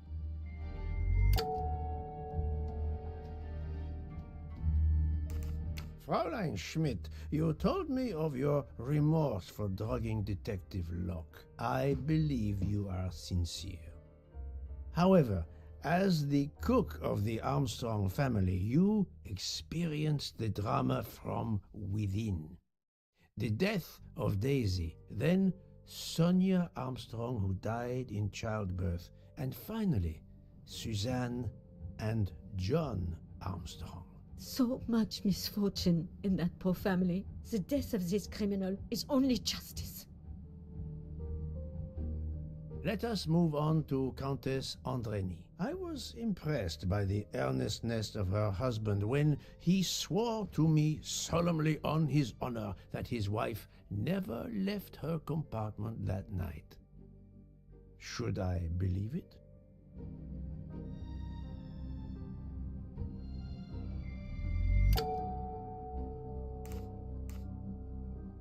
Countess Andreni, being Sonia Armstrong's sister, you had every reason in the world to want to avenge her.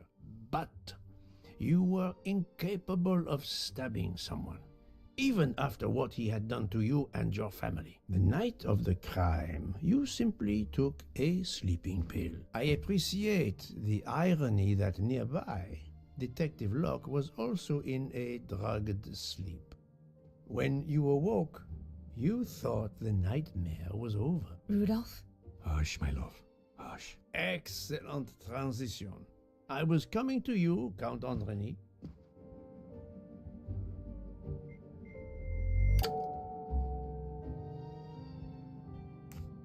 "12 people, a jury. This was very important to all of you. If Countess Andreni did not stab Ratchet, someone had to take her place. And you, Count, the beloved husband. I've seen how fiercely you love and protect your wife." Enough! I would do anything for Helena. Anything. Even that. Yes, even that. Let's move on to Monsieur Foscarelli.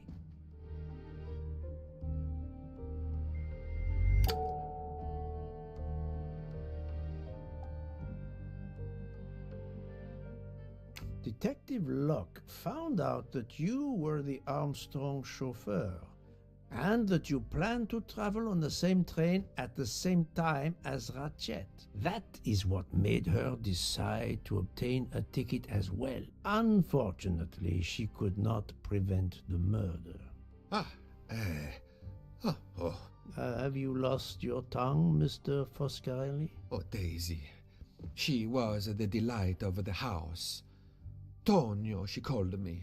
And she would sit in the car and pretend to drive me. And you, Mademoiselle Olson, a champion for the immigrants, a worthy calling.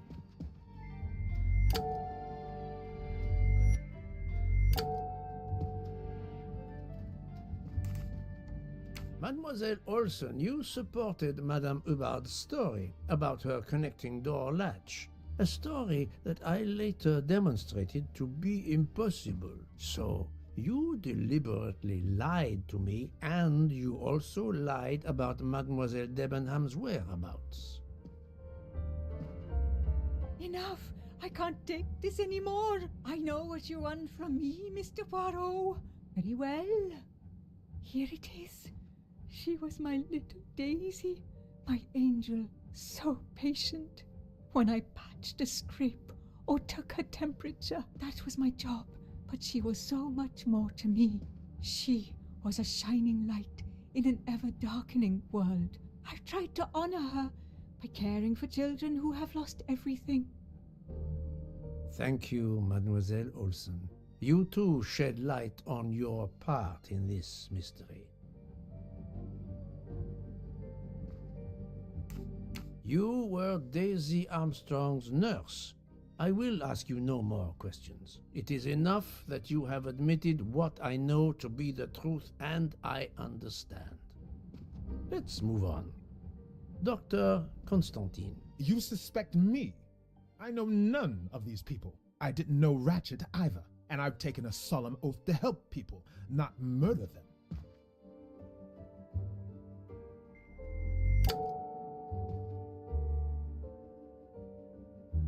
You are one of the few people in this room not to have any connection with the Armstrong case. Moreover, your alibi is confirmed by Monsieur Bouc, whom I would trust with my life.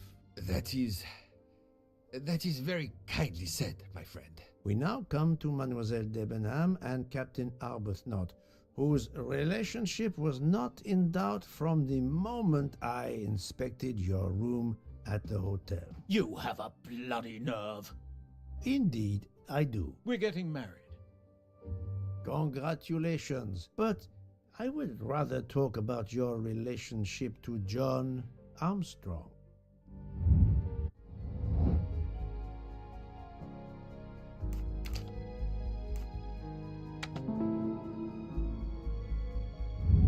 My little gray cells did not let me down.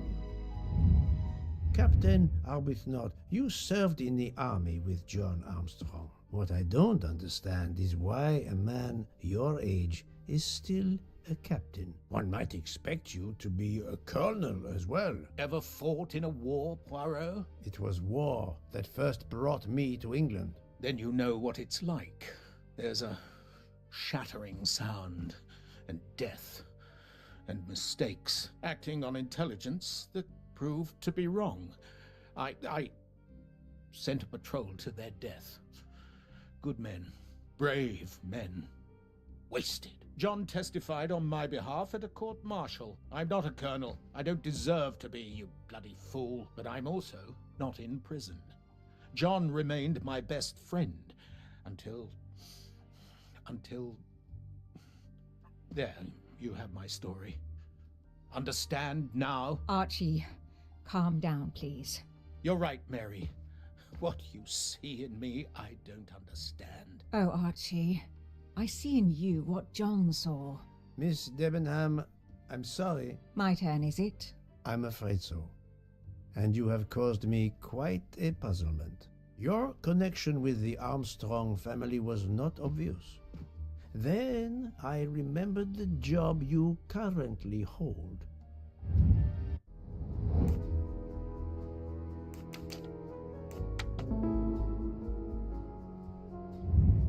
That was easy.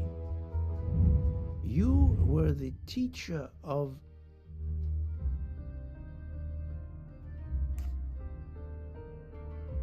You were the teacher of Helena Andrény, whose maiden name was Helena Goldenberg before she married Count Andrény. Yes, absolutely. Why lie to you? She was an excellent student. Captain Arbuthnot.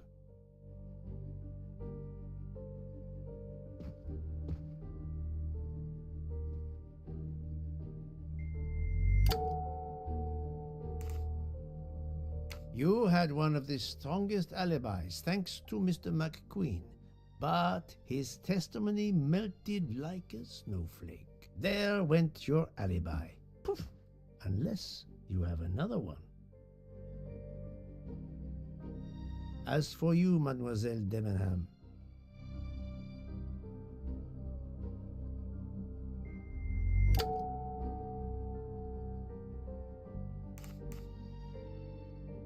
Mademoiselle Olsen was the only one who could confirm your alibi. I think you know where you stand. Very good, Mr. Poirot. Are you satisfied? I will be soon. Now I must turn to Sonia Armstrong's godmother, Princess Dragomirov.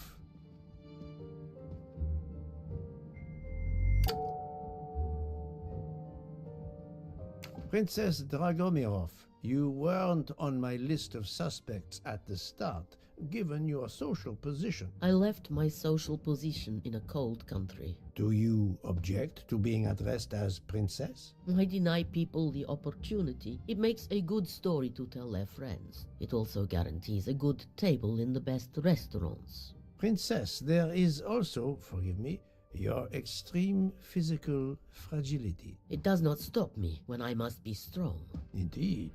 Of more importance, though, is the fact that you're the only left-handed person on the train.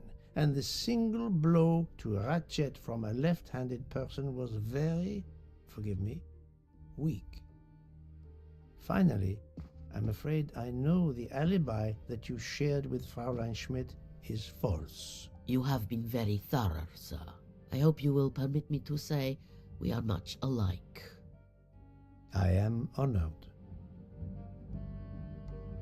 Now it is time to end with Mrs. Hubbard, or should I say,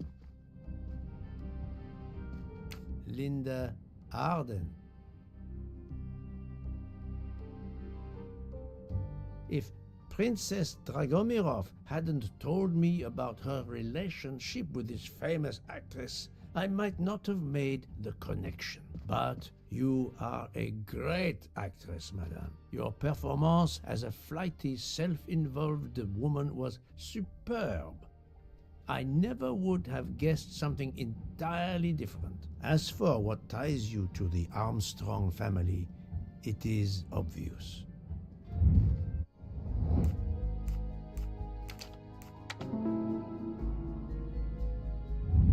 That's the right answer.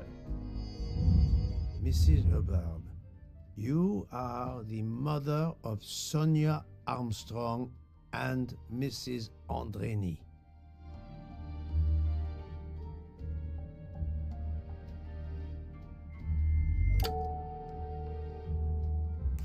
Madame Hubbard, you really are a remarkable actress. You put so much effort into your character and into staging the murder. I saw it as a perfect mosaic, each person playing his or her allotted part, so carefully arranged that if suspicion should fall on any one person, the evidence of one or more of the others would clear the accused person and confuse the issue. Everything was meticulously planned, but you hadn't expected that Detective Locke and I would be on this train, and the avalanche would block it on the night of the murder. You had to improvise. But again, improvisation would be another of your skills as an actress. So you came up with the story that the latch on the door that communicated with Ratchet's compartment was hidden by the handbag. I always fancied myself in comedy parts. That slip about the sponge bag was silly. Shows you should always rehearse properly. You know all about it, Mr. Poirot. You're a very wonderful man, but even you can't quite imagine what it was like. That awful day. I was just crazy with grief. So were the servants. We decided then and there that the sentence of death that Ratchet had escaped had got to be carried out. There were 12 of us, or rather 11. Suzanne's father was over in France, of course. First we thought we'd draw lots as to who should do it, but in the end we decided on this way. It was the driver, Antonio, who suggested it. Mary worked out all the details later with Hector McQueen. It took a long time to perfect our plan. We first had to track Ratchet down. Hardman managed that in the end. Then we had to try and get Edward and Hector into his employment. Well, we managed that. Then we had a consultation with Suzanne's father. Captain Arbuthnot was very keen on having 12 of us. He seemed to think it made it more orderly. He didn't like the stabbing idea much, but he agreed that it did solve most of our difficulties. Well, Suzanne's father was willing.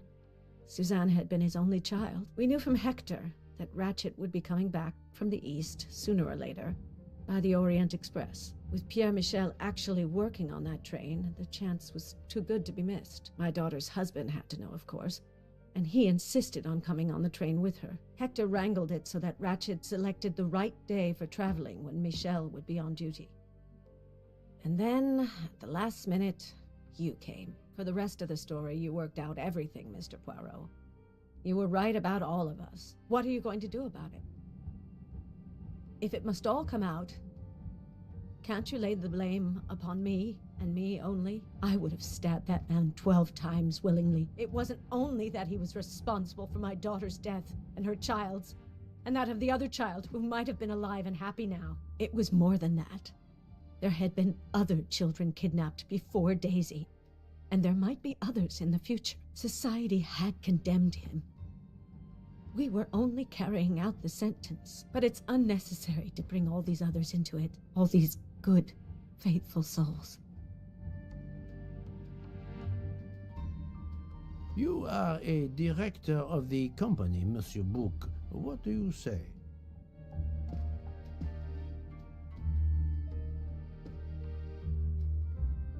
In my opinion, Poirot, the first theory you put forward was the correct one.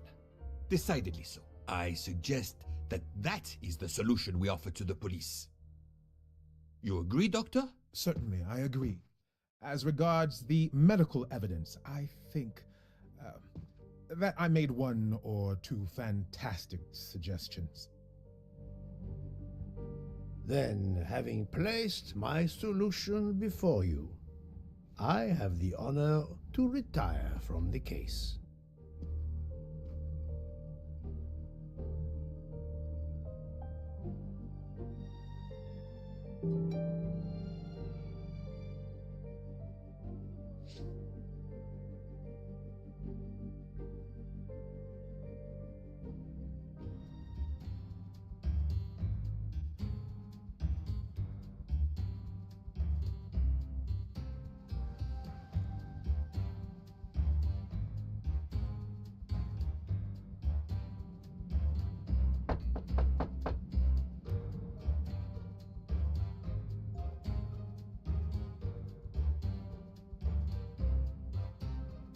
I'm sorry to wake you up in the middle of the night, Poirot, but it couldn't wait. There was a detail that bothered me in my preliminary autopsy of Ratchet's body. I went back to examine the body and I discovered a wound covered by another. The blow I hadn't seen was delivered by a thinner, sharper blade. So there were not 12, but 13 stab wounds. 12 stabs for 12 jurors. It doesn't work with 13 wounds. The symmetry is destroyed. It can't be one of the culprits who stabbed him twice? Doctor, a different knife was used. There is only one explanation. Somehow, some way, there is a 13th murderer on this train. We must tell Bouc. The case is not solved.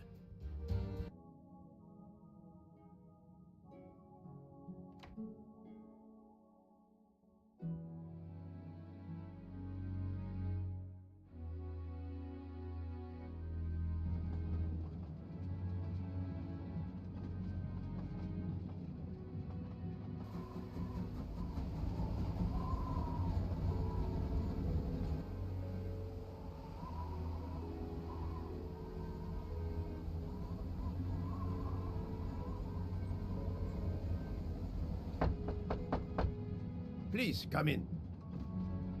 Ah, Bouc, I see we are moving at last. Yes. The way was finally cleared while we slept. If all goes well, we will arrive in Venice this evening. The train will be there for several hours for refueling and reprovisioning. What do we do with the 13th murderer? Do you have a lead? I thought about it. There is one clue that was left aside in my investigation. The diary I found in Ratchet's safe mentioned an appointment in Venice. Someone with the initials A.W. He will never keep the appointment.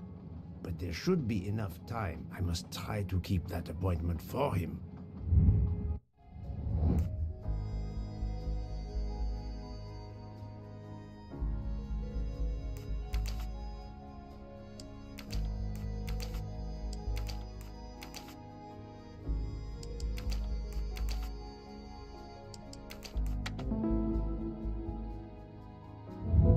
I'm right again. That happens to me a lot.